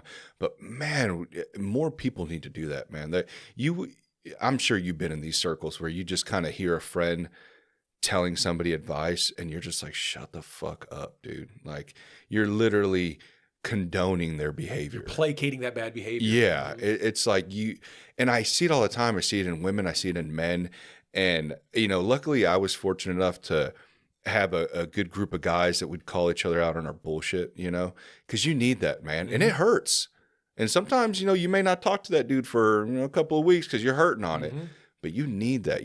Because sometimes you're so into yourself, you can't see what you're doing wrong. And you need someone else to be like, hey, dude, you need to change some shit, man. Now imagine all the kids, though, that grew up without that interpersonal socialization like we talked about at the very beginning. Yeah. Where they're now not even able to confront, keyword confront, confrontation or adversity to build those skills to get to a point where they can they've been in a bubble. They've been in a bubble. Yeah. And then if you do break that bubble, you're hurting my feelings. I have trauma now. I need pills. That's the convo you and Danny had with regards to me stepping into Danny's life and saying, bro, you don't have anybody pointing this base fucking behavior out. Yeah. Like that's the issue. You don't have anybody that really loves you and cares about you. Yeah. Because if I was you, and I had friends that I loved and cared about, I would hope they would call me out on my shit. Yeah. So they don't just allow me to navigate this world naive and ill-prepared. Yeah. And that's the same thing we talked about last time. Remember when I asked you, I was like, how do we create this circle? And I'm not saying in the Midwest or the country, just in our area, in the city of Gladstone, in the city of Kansas City, how do we start bringing guys like me, you, women who all think the same, and we can start showing a more positive movement that hopefully can catch on, others will see and be like, man, I need some of that in my life because look at them. They have to be doing something right. Combat Cardio KC. Yeah. Bro, that's why, going back to why I opened the gym, I'm limited in helping people one-on-one, and I understand the necessity of a community. And I realize how big of a community I've built with people on an individual basis, but how much they're being held back from not having access to each other in that community. Right. And so me being able to train people in a more class group environment it offers that accountability you're sort of talking about in a community where that expectation is set. And they have a headquarters now, a place to meet. Exactly. Yeah. And that was the thing I didn't have for a while. So you're saying, how do we do that? We're a few weeks away, brother. Yeah, and you got to have that camaraderie too. You know what I mean? Like you said, like you got to have a space, not just your office where it's one-on-one and intimate, which is great. And everybody needs that one-on-one focused attention. I highly recommend it. But you also need a place to where, like, when you're kind of lost out there by yourself, you're like, I need to head to the gym right now and be with my people. You know? And that's the beautiful part. When I was at the gym, I was at the cardio kickboxing gym, people just saying bye to each other, hi to each other, that community, right? Yeah. You experience it with jiu-jitsu. Yeah. I am more than anything looking forward to seeing how aspects of my coaching has been limited through the one-on-one, how it's truly going to be able to express itself and expand itself through that communal aspect of what the gym could provide. I think it's going to be great, man. I really think so. And I know people think they got to have that gym with the free weights and all this stuff, like those, like, what's that gym right there? It's in a commercial gym, like a Genesis. Yeah, like a Genesis or IMCA even. Or like, what's the one? I actually like that gym. It starts with an O. What am I thinking of here? OGKC? OGKC. Mm-hmm. You know, those are great, you know. But like you said, you can get a great workout, and it all depends on your goals. Mm-hmm. If you want to get big, you want to be jacked, you got a spot. Right. You know, if you want to, you know, be healthy, if you want to, in a different way, you know, like in more of a cardio aspect, and you can still build muscle as well too, you know, doing the training that you're offering.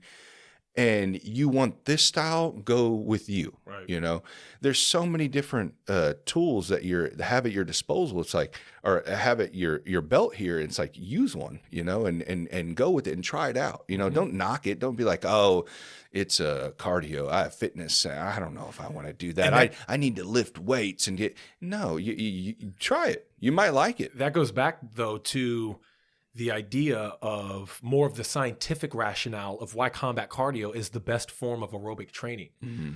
Like the mental aspect of training in and of itself is so undervalued that most people aren't consistent with their goals because they don't have the motivation to be consistent in fighting that temptation of not going. Right. And so when you're able to punch stuff out, kick stuff out, the sort of stress relief you get and exerting the mental that energy. Yeah. That exertion of energy is so irreplaceable in that sort of setting that at minimum, if people understood, you don't have to have a complex workout regimen. You don't even have to work out. You don't have to create the workout programs yourself. Mm-hmm. You can show up to a place every day and have a qualified coach in there to not only train you personally one-on-one throughout the session, but there is proof in the pudding of the concept of what we offer versus what other gyms lack in their offering. What are you guys offering? Like if you kind of give a little breakdown. Yeah, so the unlimited classes is the main thing. That's awesome. Anytime, when we're open, you can come in at any time. You don't have to set an appointment. You don't have to schedule a class time. You can walk in at your convenience. That's nice, yeah.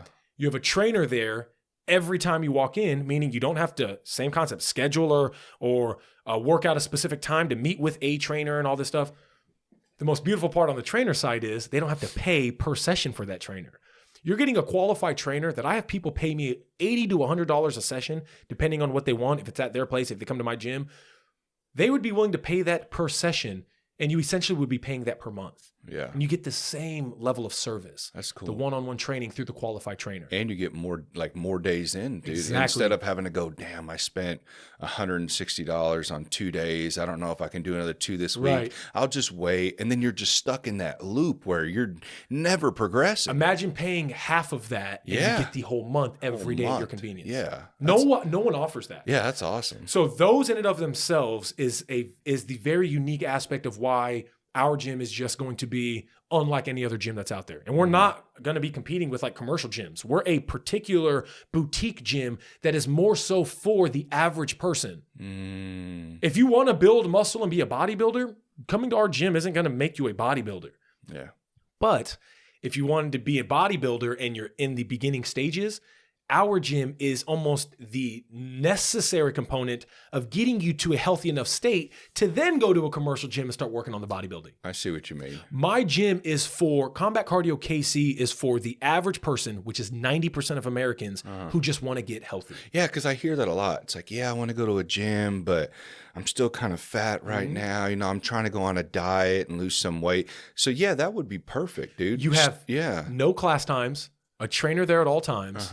But the most important part that we offer, no one else does, is the nutritional side of us educating you nutritionally, because every member is going to have access to not only the author of this book, but they'll have access to this book. That's awesome. Every member gets a free PDF online copy of Healthy Made Easy. That's dope. Every member gets a free, and that is going to be their nutritional education that they have on their own if they never talk to the trainer. That's really cool. But me and the trainers that'll be in there will be qualified enough to educate you, like how you and I have conversations in my office, in terms of having protocols in place for the nutritional side. Yeah, that's neat. Yeah, because they'll have you right there. That way, if they have a question or something, they can ask you. And then unlimited access. Who knows, it may lead to like, hey, I actually want to learn more and you know, get more thorough and get an actual meal plan and all that stuff. And then they can meet with you and you can kind of like how we did in the office and explain it all to them. And whether or not, see right now, because I'll be the main trainer in there all day until it's going to be a little hard to do that for everybody. So right now, and this is the thing, bro, like,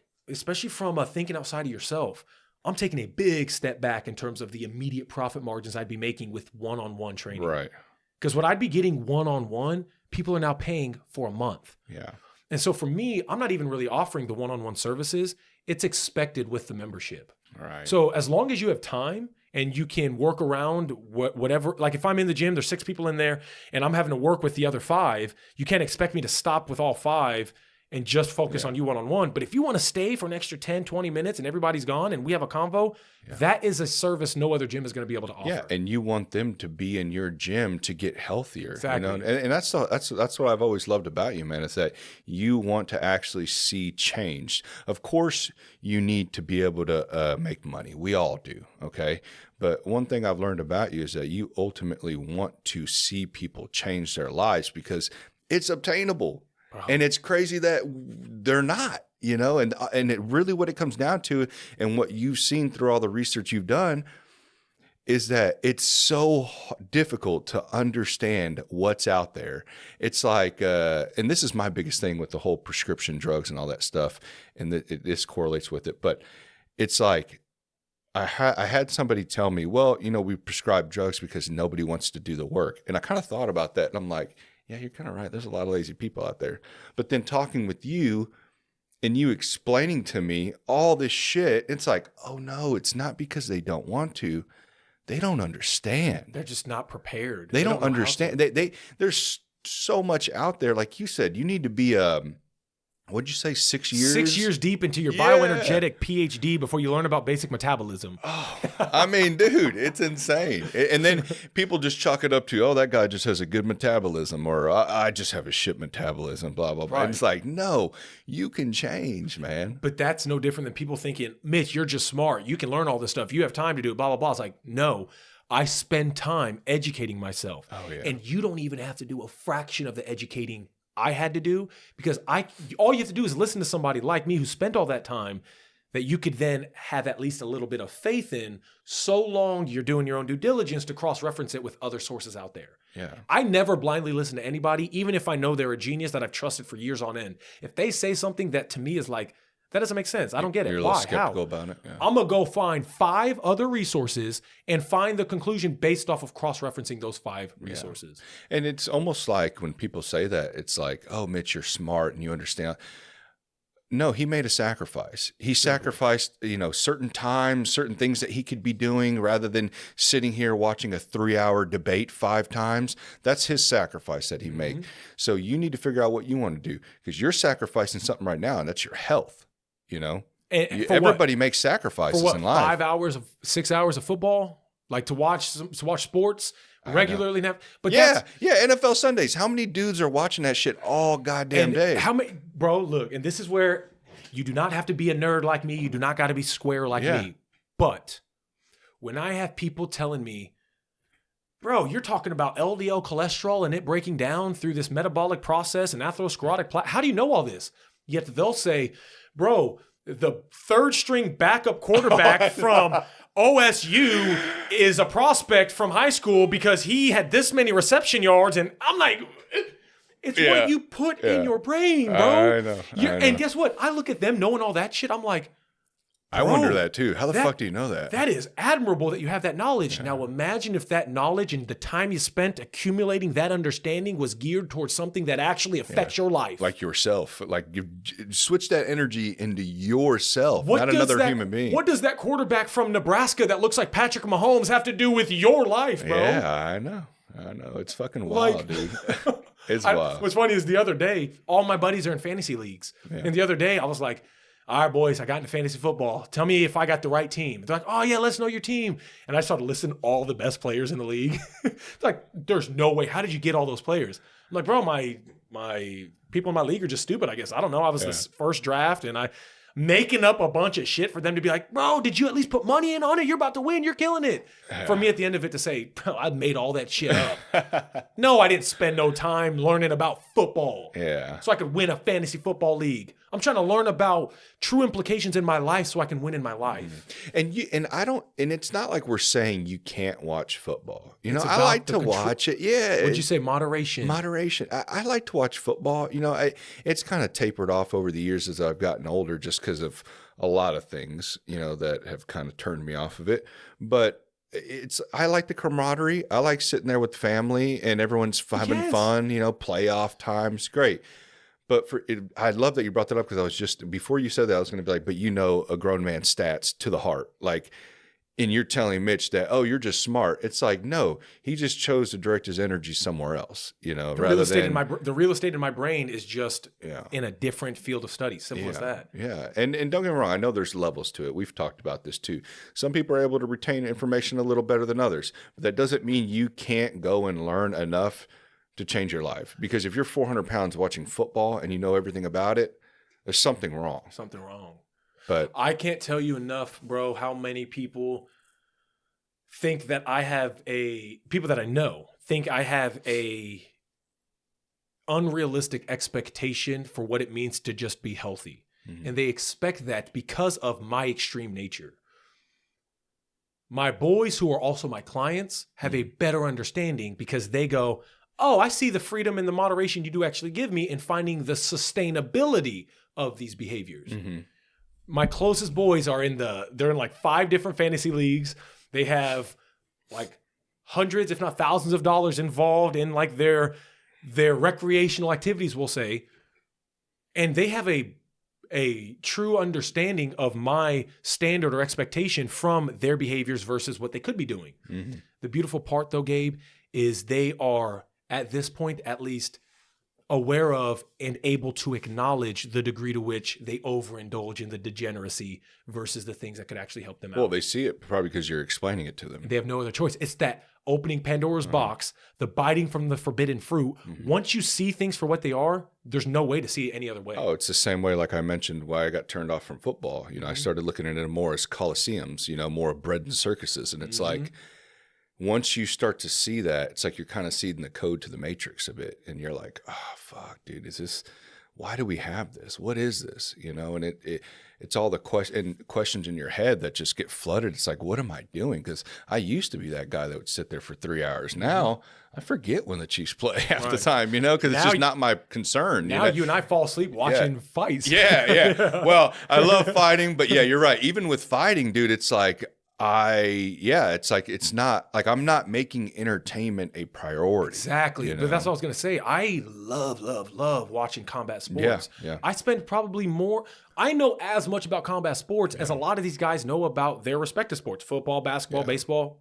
But I'm not fighting my sleep anymore. Like usually I would stay up and I'd be like, I would have been dead this morning if I would have stayed up that late. But you're like, I'm falling asleep. Let me just. And I was waking up a little bit back, you know, at night. I don't know what was going on with me, but it was just like, you know, for 10 minutes I'd fall back to sleep, you know, whatever. It's probably your energy levels. Yeah, bro. maybe. What we're kind of talking about. I don't know. and you know, it's like, so I'm prioritizing my health more now, and instead of the flashy, sparkly things that go in front of me that like a squirrel just, oh shit, you know, like run to that, and then that's your everything. It's the old moniker that's one of my favorites. Children do what they want to do while adults do what they have to. Right. I want nothing more than to just watch combat sports or even go back to watching basketball. Like, I love basketball. I still love playing basketball. And I was a high-level basketball player for most of my life. So for me, like, I would love nothing more than to say, F it, let me get back engrossed into the top college players, the prospects from high school that go to college. Let's track them from high school to the NBA to see how they actually like evolve. Like, I remember Andrew Wiggins when he was a junior in high school. Like, I was following a lot of these a lot of these prominent NBA All-Stars when they were in high school because of how engrossed I was in that field of study. But you realized it was taking up a lot of your life. I realized, where does this actually prioritize in my needs? Yeah, and dude, and people think I'm weird, man, but I'm even the same way. I love music. I love podcasts. I love movies and stuff like that, but I don't geek out over that's my everything. Like some of these people I see that go to concerts and they're like obsessed. It doesn't click with me. No bashing on whoever it does. That's cool. That's your thing. I just don't understand why you put so much energy into that.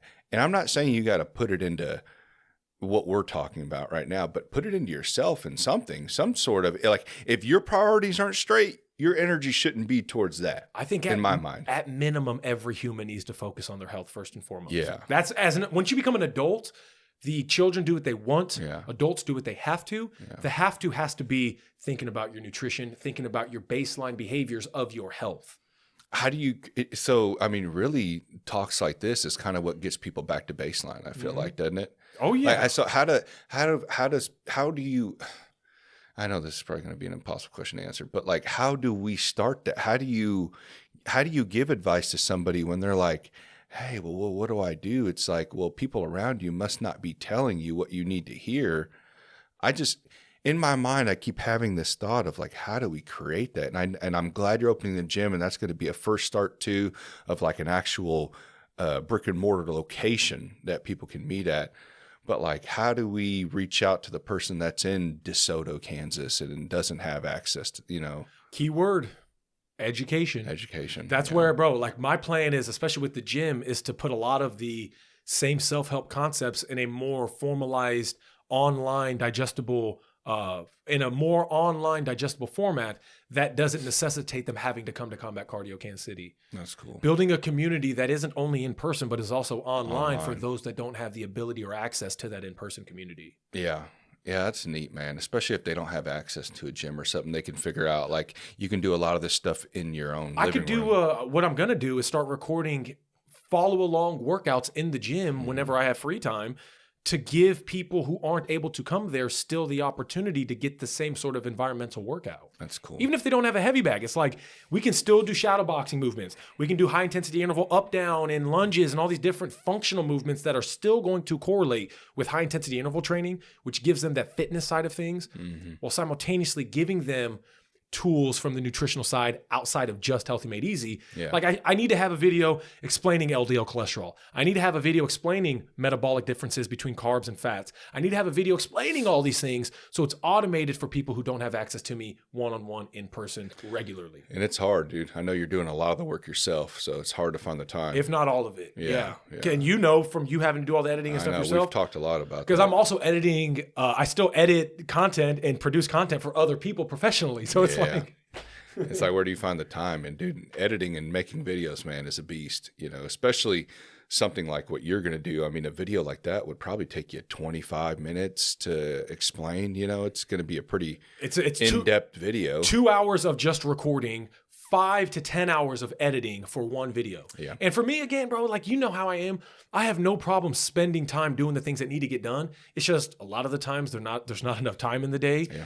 Or you're making sacrifices in your own personal life. Exactly. Yeah. And I have a fiance that I still want to maintain. Like the entrepreneurial grind when I was a bachelor versus me now having to consider creating a family is one of that true level of balanced consideration. Yeah. I can't just be full-fledged gung-ho like I used to be. There has to be that balanced consideration. Now you have a companion. Now you have to think about them now. Which even then, I'm still pretty gung-ho that I have told her that she does an amazing job, and we have such a good dynamic that she lets me know if I'm ever starting to tiptoe on the lines of neglect. Right. And for me, we've never really had to have that convo because I'm always hyper aware of not even stepping to that line of potential neglect. That's cool, but then it's still nice that she lets you know too, because like we can get into ourselves a little too much sometimes and forget. So, but that is neat, and communication is such a big thing. Which, by the way, congratulations on your engagement. And you know, that's one thing. If I can ever give a recommendation, man, is that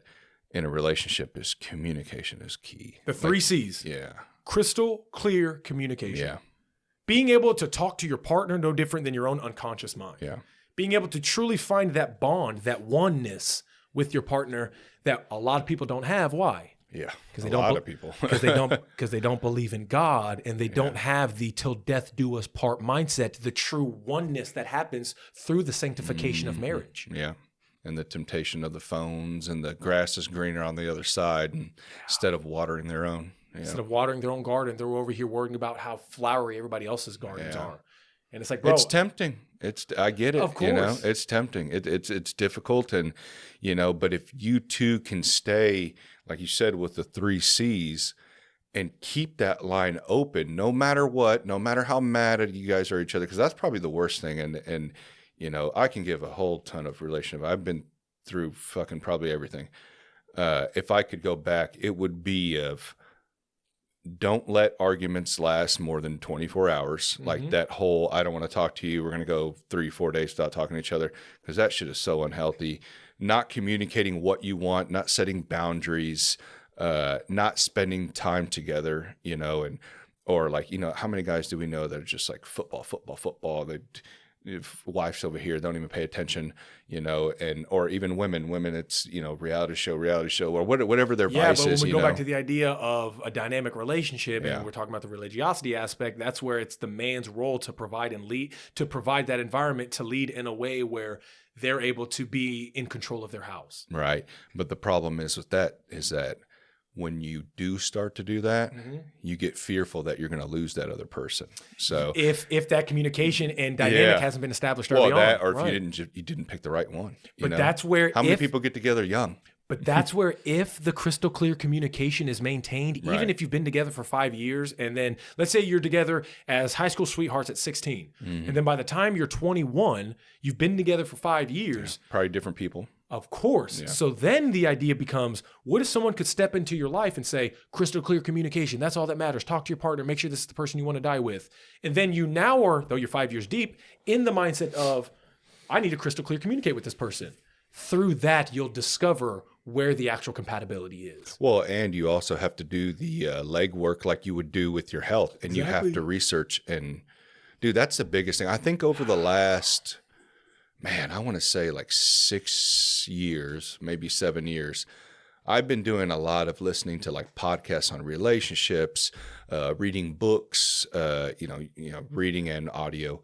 But like really trying to understand that book right there, that People Code that's sitting right there. That was a really good one to understand like people's core characteristics, and that we're not all the same, and you need to learn who you're with. You also need to learn who you are, and see how you got to understand how to navigate that person, you know, because what happens all the time when you don't understand a person? It causes frustration. It causes anger. It's something that is off to you. You know, I don't like that. It's not me.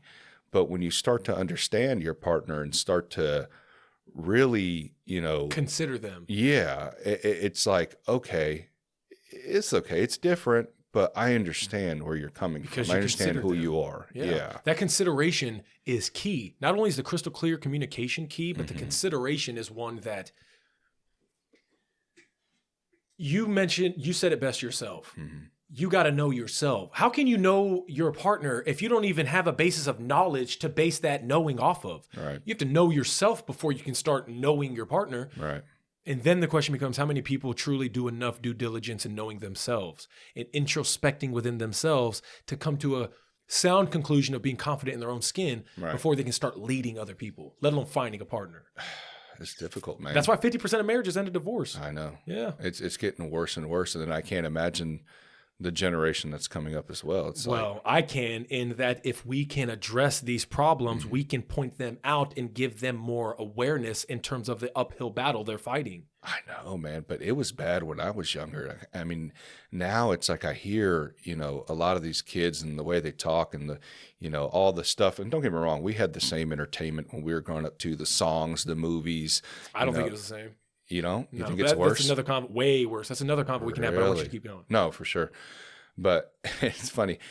I've said that too, but I sometimes worry that I get into like my old man phase and it's like, oh, these kids. Bro, I'm 27, already got gray hairs. Yeah. I got people tell me all the time I'm already like an 80-year-old man. Yeah, because that's all I act like. Well, because I think about it, I'm like, dude, we had like fucking 50 Cent, Ja Rule. Like we had all these songs back in the day talking about money and hoes and all this shit. It's like, so I don't see any difference but yeah, I feel like it's getting worse, and just seeing like, dude, even me, dude, I don't really know much of my friends that are with the same people, that aren't divorced or baby mama, baby daddy shit, So, and I'm asking this always rhetorically when I say, why do you think that is?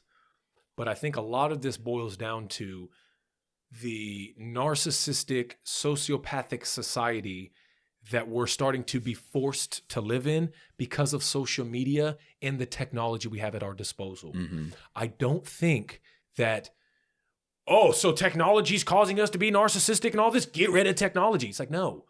I don't think we need to be so extreme in thinking it's one or the other. We have to be mature, nuanced adults in understanding there's merit to the good while respecting and trying to avoid the bad. Yeah. Like you said, when we're adults, we have to do what we have to do. Not what we want. Yeah. Yeah, and that's the hardest part. You want to go on Facebook. You want to go on Instagram. You want to look at another person's life and imagine your life with them. Mm-hmm. But should you? No. Yeah. No. In what instance in our neurological development over all of human history have we had the ability to satiate that curiosity? Yeah. That curiosity of, I wonder what Joe Blow from 5 years ago is doing. Usually it happens at work. I feel like over the years, it's always work. Yeah. For sure. And us thinking about now modernity, the aspect of it in the present day versus how we have evolved can also give us that grace of, though I may be tempted to want to see what Joe Blow is doing and I haven't seen him in 5 years, do I really need to do that? And what am I getting from that? Mm-hmm. That mature rationalization in that moment is what we need more skill as adults when navigating these temptations. Yeah, and usually it's the instant gratification that people are attracted to. It's like, oh, it's new, it's fun, he loves me, she loves me. That's why food is shit, bro. Yeah. Because it's instant gratification. It's convenience. Taco Bell, it's fucking great. Yeah, for the first 5 minutes. Yeah, and until you're on the toilet. Yeah, until you're on the toilet. It's the same way with the relationship. It's great for the first 6 months to a year, and then it's back to all the Band-Aids ripped off and all the shit starts coming out of what you didn't work on. Which is something what you didn't work on. And you said it best. You shouldn't be lingering. And I'm glad all these podcasts you're learning or you've come across, this information you've come across has expressed those sort of anecdotes, because I can't begin to tell you how me being able to communicate with my partner in a way that gives me the ability to not allow conflict to compound gives us a perpetual honeymoon phase that we never really leave. Yeah. And the idea of being in this cycle of honeymoon versus whatever the end of the cycle is, I can't remember. But how long have you been together? 3 years. Well, that's fairly early. Bro, we've had our ups and downs. No, I'm not saying you haven't. But I'm talking about relationships like that I know that have been together for 10 years. For sure. Yeah. But this is the problem, bro. Yeah. Or that 7-year lull. This is the problem. It's no different than people telling me you're still young. That's the only reason why you're still in shape. Wait until you're in your 40s. Right. It's like, all right, I'll take that for what it is.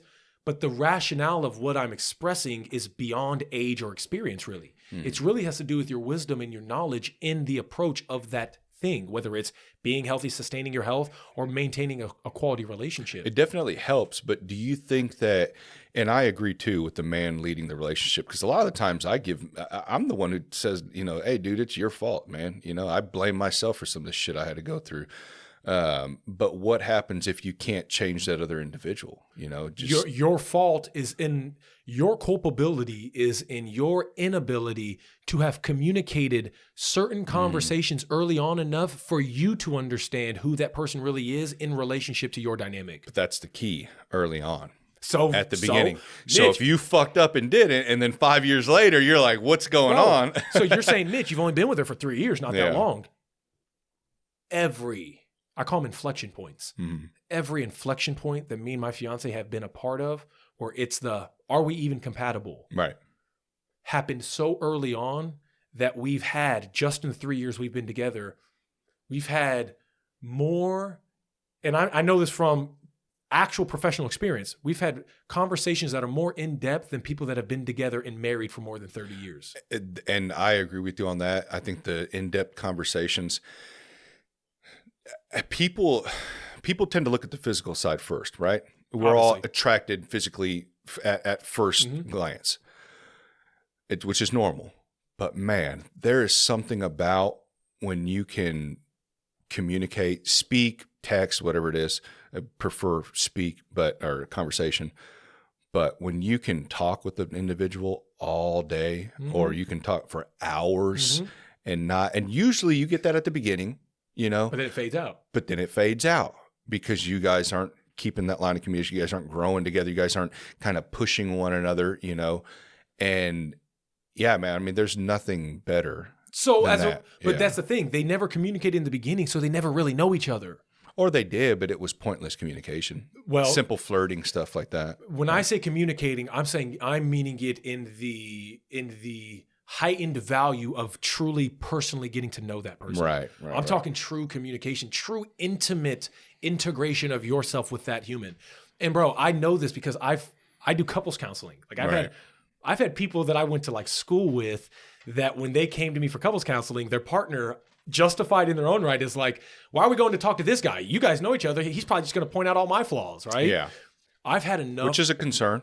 Justified. Yeah. And I try to reassure that partner by overdoing the culpability on the guy that I know, right? Yeah, well, I've seen it I've been to therapy sessions and stuff like that, and I've kind of noticed, like, I'm like, is this a bashing man type thing? Right. Like males? Like, well, what are we doing here? So now, imagine now when the guy comes in and they get that same feeling, but it's their boy, not bashing them per se, but holding them to the accountability, the accountability fire they need to be held to. I would like that, but not something that's like one-sided. Bro, I had one of my boys, and he knows who he is, like legit start, like if he spoke, he would have broken down because of how frustrated he was in me having to point out his behavior. Really?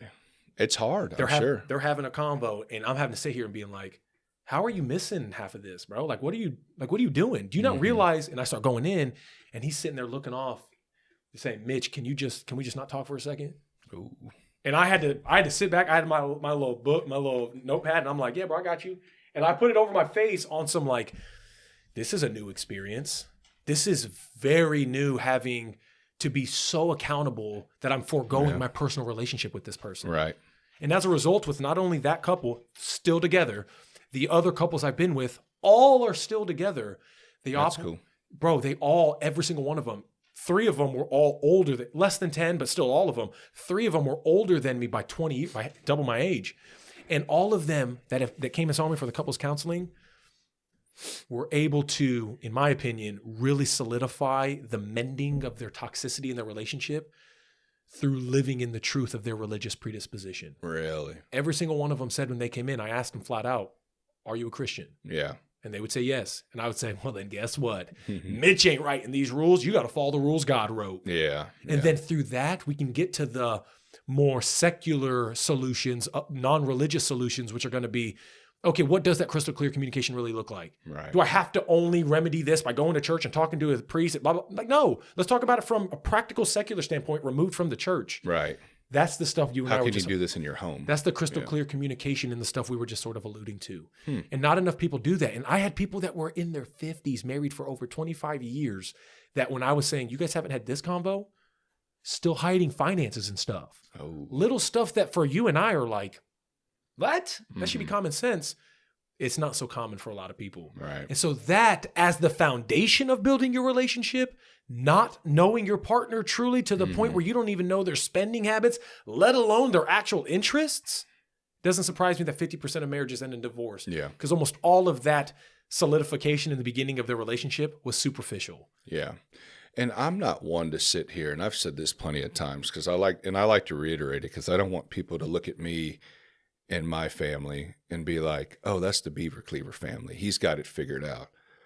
If I was to talk to an individual, and, me and you have talked, before, and explain to you what I've gone through in a relationship from 2009 to 2024, I mean, it's a lot,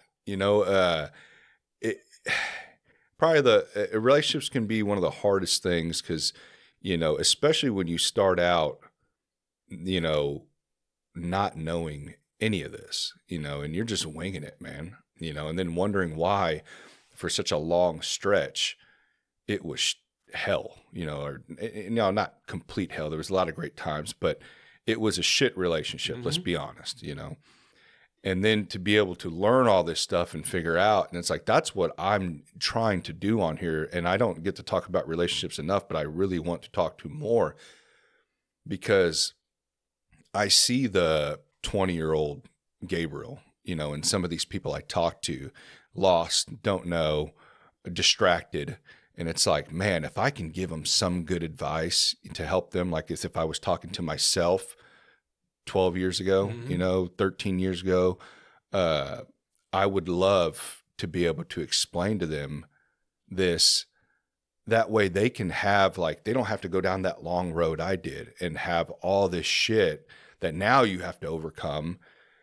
Like they can kind of take that shortcut and they can give them a chance to actually keep that relationship. You know what I mean? Wise men learn from the mistakes of others while the average man learns from his own mistakes. Yeah. And I definitely learned from my own mistakes. But imagine now what you can do for others, helping them be more wise. And that's what I want to do. Exactly. Yeah. Bro, I didn't, my parents were divorced living together. Because there's no need, dude. If you think about some of the shit in the relationships, and you can easily go on YouTube and hear literally a couple discuss their relationship, Right. It's almost copy and paste half the fucking time. Right. And it's like, it's all unnecessary. It's crazy now that I look at it, and it's just like, with a clear mind now, and just go, oh my God, like what the, and I was that person, and I don't know, man. It's crazy to think about all these families that are split up. Like shit, even my kid, man. I mean, most of her friends, that one single parent household, and that's a whole nother topic we could go into. Especially me being half black, I can tell you all about the black community. That's a whole nother conversation. Yeah. But I think ultimately, you don't have to have experienced the Beaver Cleaver family to potentially produce that same sort of positive environment. Mm-hmm. I had two parents from I talk about incompatibility. My parents were just super incompatible. Really? Super incompatible. How long were they together? I mean, they're technically still not divorced. Oh, So, really? Yeah. Are they together? No, they Okay. haven't been together since I was probably 6. But they were together for a while. They were together for probably 10 to 20 years, where Long time. realistically the 5 to 10 year mark is where if they would have known, they could have started seeing the incompatibility. Right. That's So- what I said, the 7 7 years, kind of Right. like that, So I grew up with my parents not only being divorced, or not only being separated, not divorced, but not only being separated and living in the same house still to save money, but my parents came from 2 completely different cultural backgrounds. Yeah. Like my mom came from a Scottish, Irish, Catholic, American, white background, and my dad came from an impoverished African American background. And so they had just completely different standards in terms of what they expected out of their partner in life. And what's funny is I had to help them both understand this later on in life, which is a funny conversation to inevitably have Because you've as seen both adults. sides. Yeah. Yeah. But I can tell them, think about it. Dad, you had this standard of what you expected out of your wife because of just the way you grew up. And Mom, you had a certain standard set based out of what you wanted out of your man based off how you were raised yourself. So those two fundamentally from that standpoint were already incompatible. Right. They weren't compatible. So I grew up seeing nothing but arguments, nothing but incompatibility, nothing but individual dynamics in a relationship that need to be or that seem to be the only justified part in any argument. It's like, I'm right, no, I'm right. Like, that's all I saw growing up. Oh, yeah. So how does someone like me have that sort of quote unquote trauma or expectation, yet is able to move not only past and beyond it, but above it to the point where I'm doing the opposite of those sort of I'm bad guessing behaviors. Education. Yeah. Education. Yeah. Simple as that. And guess what, bro? I didn't have direct people like how I am to other people I'm direct to. I didn't have any mentors for my own right to learn all this stuff. Mm-hmm. I cared enough.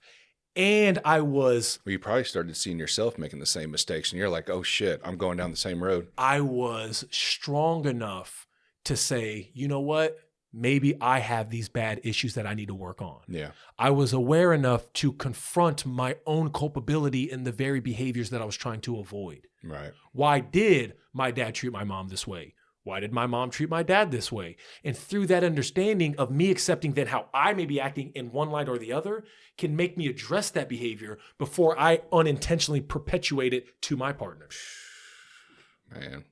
And that's usually how it works, man. The apple doesn't fall far from the tree. And if we don't think about those problems, we're going to repeat those bad behaviors.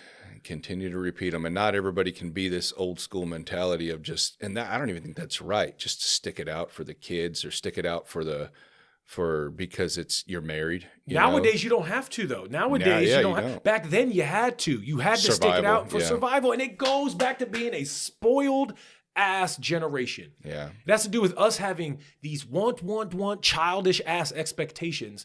When if we just look across the ocean and see some of these countries that are operating as if it was 100 or 500 years ago, we could have a little humility in knowing maybe we should do a little more of what we have to and not what we want. Yeah. Or shit, man. I mean, to be honest with you, it doesn't make them any better that they stuck it out. Because think about it, how miserable 100%. one of the person was in that relate or both. Not trying to justify. I mean, bro, for all of human history, most men were psychopaths, which means they would beat their wives. I mean, they would have sex with their wives when maybe their wives didn't want to have sex. Like a lot of these things that we don't really understand in terms of how the human brain, in terms of the culture we evolved in, has evolved. Yeah. And so nowadays, when you have men not being able to be psychopaths, we have to be more in tune with the consideration factor of not only our partner, but our family. The sticking it out and not talking about it and just trying to be this tough guy is not the same formula that they had in days past. And even the opposite, not setting boundaries is also an issue as well, man. Well, it's because they're stuck in that middle ground. Yeah. People don't realize the necessity of having that conversation and setting those boundaries. Yeah. Or the necessity right now, I see a lot of young males, it's like trying to obtain a woman. I mean, it's difficult with social media. Yeah, but the dudes trying to maintain a woman, I'm more on the guys tie your shoes and pick yourself up by the bootstraps. Yeah. When I'm talking to guys versus girls. I've heard the dating scene is freaking wild though, man. That's what I hear. I mean, I've got younger brothers, you know what I mean? I deal with people that are in it. I deal with people that are navigating. What advice would you give them then, man? Because I just keep hearing it's hopeless. All these girls are hoes and blah. All these guys are just sleeping around and being hoes. It's like everyone's just fucking around. That's it, you know? They're fucking around. What does that sound like? Sound like some Sodom and Gomorrah shit. Okay. Sounds like, again, from a biblical standpoint, when you understand this isn't anything new. So what worked back then? Well, let's not talk Sodom and Gomorrah because they burnt that city down. But what worked? Confronting the degeneracy and taking accountability. So when I have dudes come in, bro, they may be jacked. They may look the part. Yeah. They may even have a good job. And they'll say, I want a traditional wife to cook, clean for me, be stay at home. I have all these expectations. And when they define for me those expectations, I go, okay, what do you then have to maintain and upkeep for your end in terms of what does she expect from you if she's going to do all that? Right. I have dudes that are working less hours than their partner, dudes that make less money than their partner, expecting their partner to be a traditional wife, stay at home and cook and clean for them. Right. I've said the same thing. I was just on that I-70 podcast saying the same thing. It's like, you want to be Andrew Tate, but you're working at Foot Locker. Bro. You know what I mean? And so then the conversation becomes with that person that wants to be this traditional masculine man. Yeah. The conversation then becomes, all right, bro, you have all these standards for her. Yeah. Here's what we're going to do. What does she expect then from you if you were to be able to expect all of those and her providing it? What do you have to provide? Yeah, she better not be working. And when they list out their things, I go, now how many of those are you currently doing? Exactly. Maybe one of them. Maybe taking care of themselves. Yeah. but they don't make enough money for the wife to be a stay-at-home mom. They don't even have enough of a treating their woman, making them feel like a goddess, making them want to make you a sandwich and cook and clean for you. Yeah. They don't even do that, yet they have the expectation with her not only being unsatisfied through the relationship, but her having to maintain her own financial security in light of your degeneracy. Oh, yeah. Yeah, so that's the conversation. And then cry when she leaves you. That's the conversation you got to have with these people, bro. Yeah. You got to have the conversation of... It's a humbling conversation, man. I mean, dude, it'll knock you to your knees. Like you said, look at that guy that you had the couples counseling with, and he was at a loss of words. Wanted to punch me in the moment. Probably. So think about how many guys are out there right now and not able to handle that emotion. That's where, though, if you don't have the expectation of deserving or even being qualified for a partner, you shouldn't even be wanting to have a partner before you're talking about all these girls are hoes and only want to sleep with the top 10% of men. It's like, yeah, bro. That's all you hear on YouTube nowadays. Yeah, it's like, they are sleeping with the same guys and they're 304s or whatever those fresh and fit guys are saying. Is like, yeah, bro, but half of the dudes out here aren't even qualified to hold up a single date night with these chicks. Or they're doing the same shit, the guys. Well, the guys that are in the 10% that the chicks are going after, they don't have to worry about finding a partner because they're in that top 10%. Yeah. Even if they're not like qualified, even if they're not like able to be a good husband and a good boyfriend, they still have access to their options, we'll say. Right. They're more desirable. Yeah. They're more desirable. The argument that I always have isn't in that small sect of men. It's in the majority of men who expect to have that. Keyword is expect. Yeah. Like they just deserve to have that. Yeah. It's like, bro, you have to earn that. And that's why the idea that women are born with inherent value and men have to earn their value is something that I hold and maintain with all of my clients. If I have a female and let's say she's having problems in relationships and all this stuff, I'm going to treat it with way more due diligence in terms of like, there's not a lot of guys out there that are qualified to be able to take you on. So it's not all your fault. Yeah. Whereas if I'm talking to a dude, I will flat out say, it don't matter what girls are out there qualified, that are out there in your qualifications. You're not qualified already. So before you start looking for a partner, you yourself have to build value and be valuable enough for somebody to even deem you worthy of embarking on that till death do you part. Yeah, and don't set your expectations up so high. Some of these guys, man, I see are just so fucking picky, man. It's like... What is the pickiness from, though? I don't know. Superficial. It's how they look.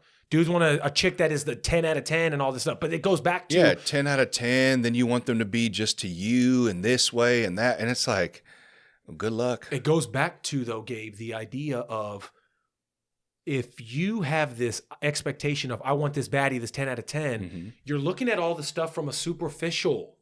You're not looking at it from the longevity. I'm looking... When I found... Beauty fades. Bro, when I found Enza, my fiance, her being... one of the baddest chicks I'd ever seen was just a plus. Right. And that was almost, for my sake, if I were to consider myself at the time like in the top 10%, which I wasn't because I wasn't making anywhere near as much money as I am now. Yeah. The expectation for me after the looks was already approved of is not keeping it there. Oh, I got a baddie and we're cool. I'm content with that. Yeah. My next phase was the most important part, which is who are you now as a person? Right. Yeah. And the difference between me and most guys, and this is what I coach guys on a lot, especially my younger clients who are looking to vet their future wife, is I tell them, you need to be in a position where you're essentially qualifying your wife based off of how you see her being your future wife, first and foremost, but more importantly, how would she be as a future mother to your children? Yeah. Qualify her in those two lights, irrespective of how she looks, even though there should be that compatibility from the superficial attractiveness. Right. It's not the end all be all for how you're qualifying the jumping in and the committing to that relationship. And then also too, how are you going to be? How are you going to be as a husband? How are you going to be as a father? Because you don't know until it happens. Exactly. And that, yeah, man, relationships are a scary thing, man. You don't know who you're going to get stuck with, and if you don't vet them right at the beginning, you both are going to be hurting. Especially if kids start getting involved. Yeah. Oh, yeah. Once kids are involved, that's where you're attached to that person for life. You better accept that you're attached to that person for life, because people think we just have a kid and then I can divorce her or whatever, find a new woman, or the chicks, even though majority of divorces are initiated by the female. Yeah. Chick ends up saying, you know what, he's not providing me all the stuff I want, I'm just going to leave. It's like, how effing selfish are you to think just about you, when there is a whole nother human that if you didn't, again, we live in this narcissistic, sociopathic society. If you were to have something greater than yourself you believed in, like God or some form of religiosity, you wouldn't have even hesitated in thinking about the kid first and not yourself first. Right. But how many are thinking about just themselves? I think about that sometime. How many people leave over very small things? Or is it always, worse things like, the husband's cheating, the wife's cheating, or the, whatever it is, he's being physically abusive, she's being, stuff like that. I wonder how many relationships actually just divorce just because they're bored, or they're just not, their expectations of a relationship they're not getting. They're just not compatible. Yeah, or that's not what it boils down. Yeah. I think the expectations not being fulfilled, them not putting the work in, all the things you're describing, I think stand on top of the compatibility. Yeah, it'd be cool to know that statistic though. It'd be real cool to know that. Because mostly when you start kind of talking to people about like, oh, like the divorce rate's high, it's sad, blah, blah. People are like, well, you don't know if they've been abused or if they're getting cheated on. Those are always like the two things that they go to.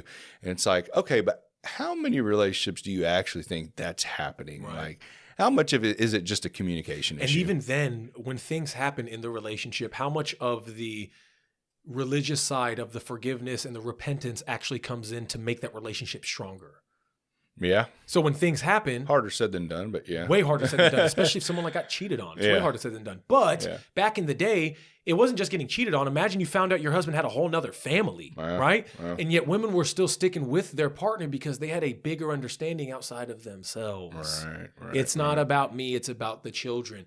And bro, I say this because... Yeah, but flip the roles. Well, I say this because flip the roles is the dude's that's another convo. If we're talking about though the woman's strength in the 21st century where she doesn't have to be as strong because she can be independent and she can leave without needing to depend on the man.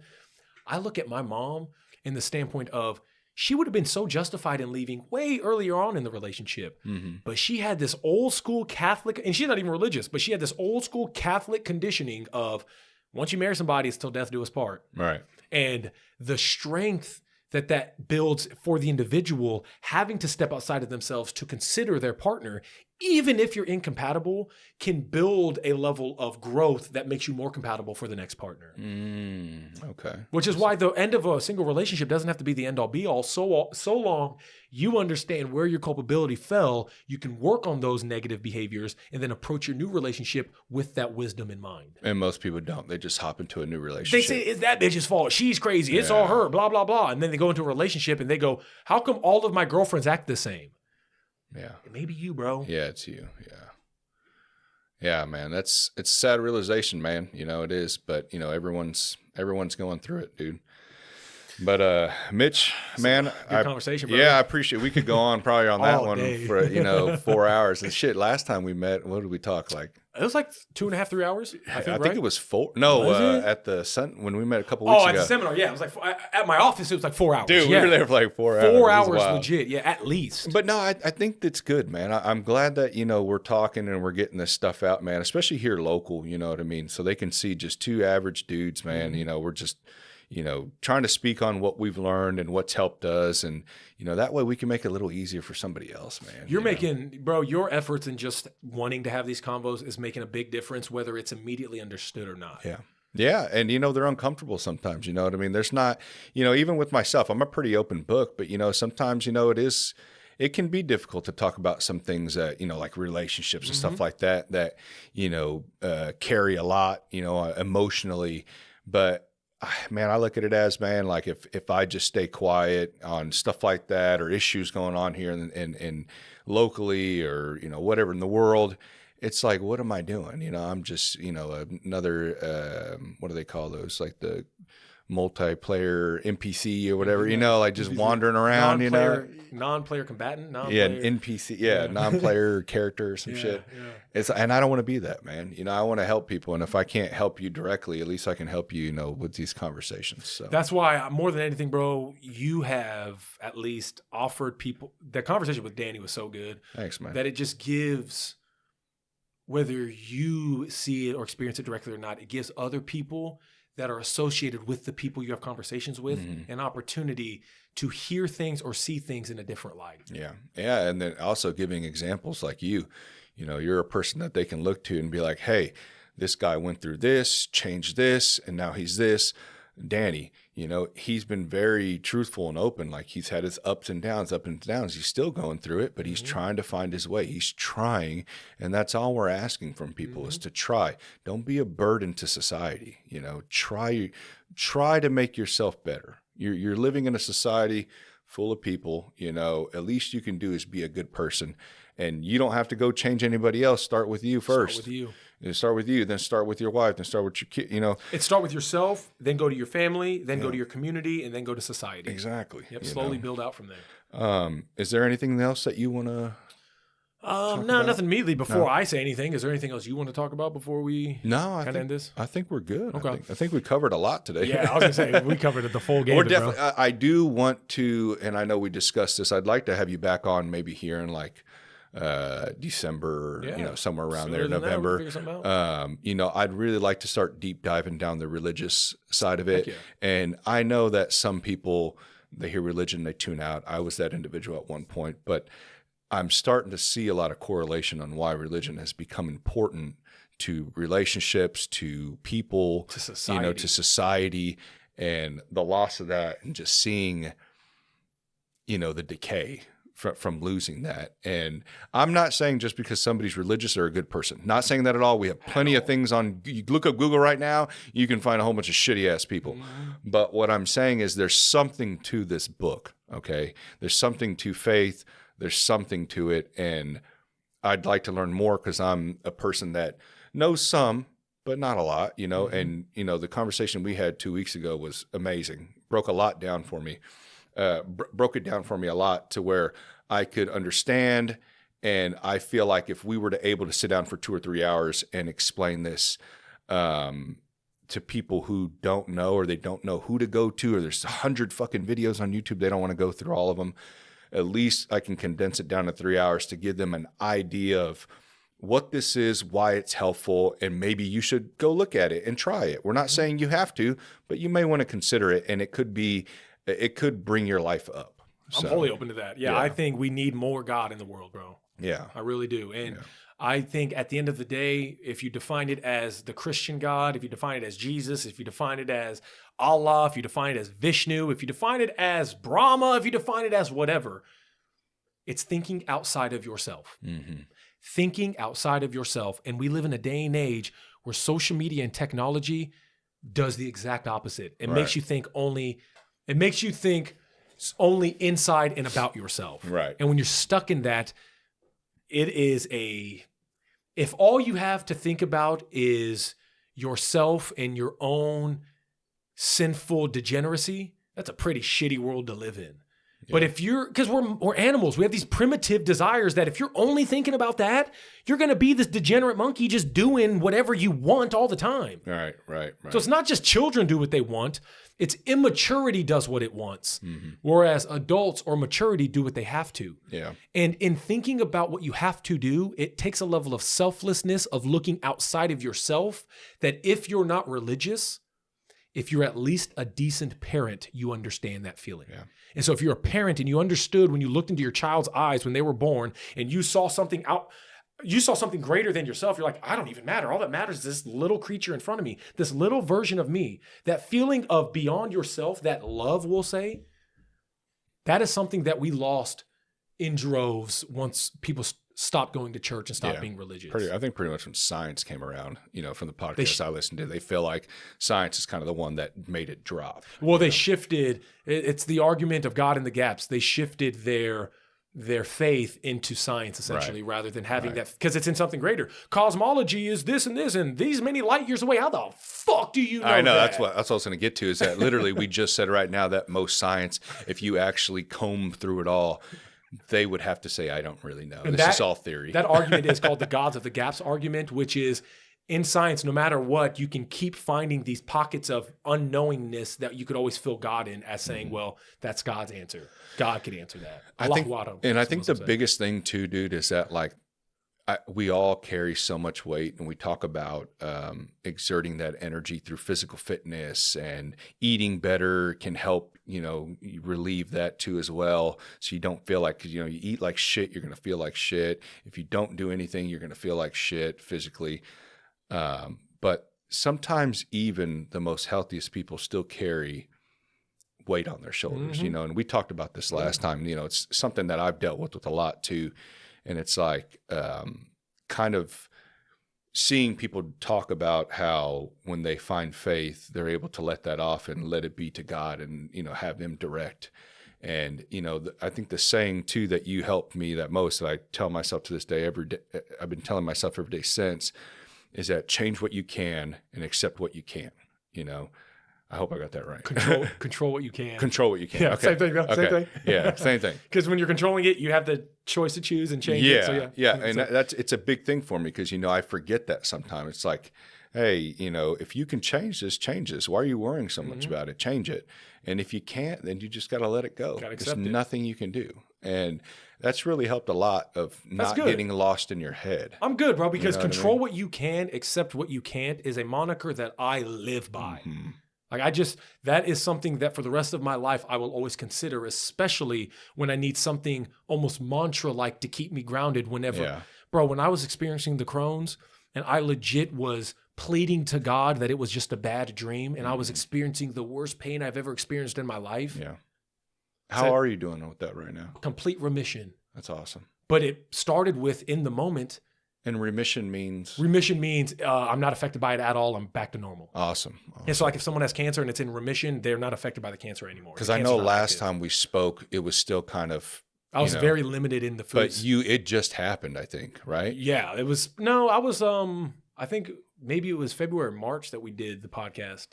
And it was 6 months prior to that, right? Wasn't it? No, it was technically November. So, November, December, January, February, March, 4 or 5 months. Yeah. So, for sure. Very early. Very early. But that's where, in that moment, I had all of these self-help convos that I would tell my clients that are now smacking me in the face, where it's like, oh, yeah, bro, like you can't even sit up straight because you're cramping so bad. Control what you can, accept what you can't. Yeah. And then I'm sitting there like, accept this pain though? Fuck that, dude. This is the uncontrolled. And I have to go back and forth with me just having to ground myself through the pain and discomfort, where in the moment I had no idea how green the pastures would be on the other side. Right. But I had to have faith in the moment. Otherwise, I wouldn't have had the strength to endure it. Yeah. And lo and behold, look where we're at, bro. The faith prevailed. Yeah. Yeah. And, it's sometimes I get lost in my head too. It kind of it's a very dark place at times. And, but I think, the more I think about that, I understand that at some point, I'll find the light, it'll be there, and things will change, and it's not going to be like this forever, slowly but surely. And that's through finding your faith. And I'm not telling everybody they've got to be a Christian or you've got to be this or that. What you've got to do is look outside of yourself and find some form of faith that is selfless. Yeah. Because that selflessness can then go back to what you were saying in terms of building yourself, to then build your family, to then build your community, to then build your society. Yeah. And it starts with you as the individual first building yourself. Well, Mitch, again, man, I really appreciate it. I always love talking to you. We'll have to have you back on again, hopefully soon, so we can talk about more in depth on that. Thank you, brother. And I wish you much success on your gym.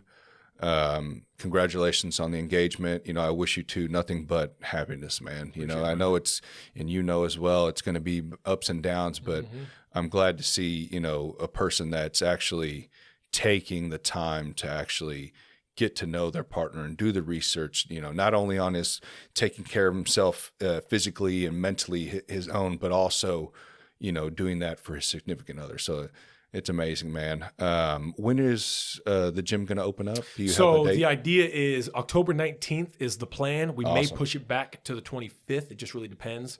But yeah, this month we're going to open it up and it's going to be ready to go. And it's right there in Gladstone too. So it's Are you perfect. going to have like a grand opening and all that Yeah, stuff? that's the point. The plan is if we do it the 19th, which isn't this weekend, but the following weekend, we'll do a grand opening pre-launch probably Friday to kind of like have a communal sort of like barbecue or whatever, and then do an actual opening Saturday. Or it's kind of... Is Friday more of like, your staff and stuff like that? Well, Saturday would be the most convenient for the community. Right. But Friday for Yeah, for my own convenience. Right now, we're just playing that by ear. But the idea is the 19th we'll have it open. You'll put all your stuff out on this Instagram. Will be out there, yeah. Follow Combat Cardio KC on Instagram, Facebook. I'm just gonna, from this point forward, it's really trying to transition the physical, meaning nutrition and fitness side of what self-sustained training was into the gym in the form of combat cardio. So that's a lot of our still posture stuff is all going to be self-sustained training. A lot of the training itself is still foundationalized as SST. Combat cardio is the communal aspect, the outlet for that training in manifest for the community. That's awesome, dude. So yeah, that'll be neat. So Saturday they'll kind of be able to walk around and look at everything and come get a workout in. There'll be food. Yeah, it'll be a nice little. That's awesome. Nice little gathering. Hey man, well I wish you the best of luck. I know it's going to do great, man. And but yeah, man, thanks. Look forward to being back on, brother.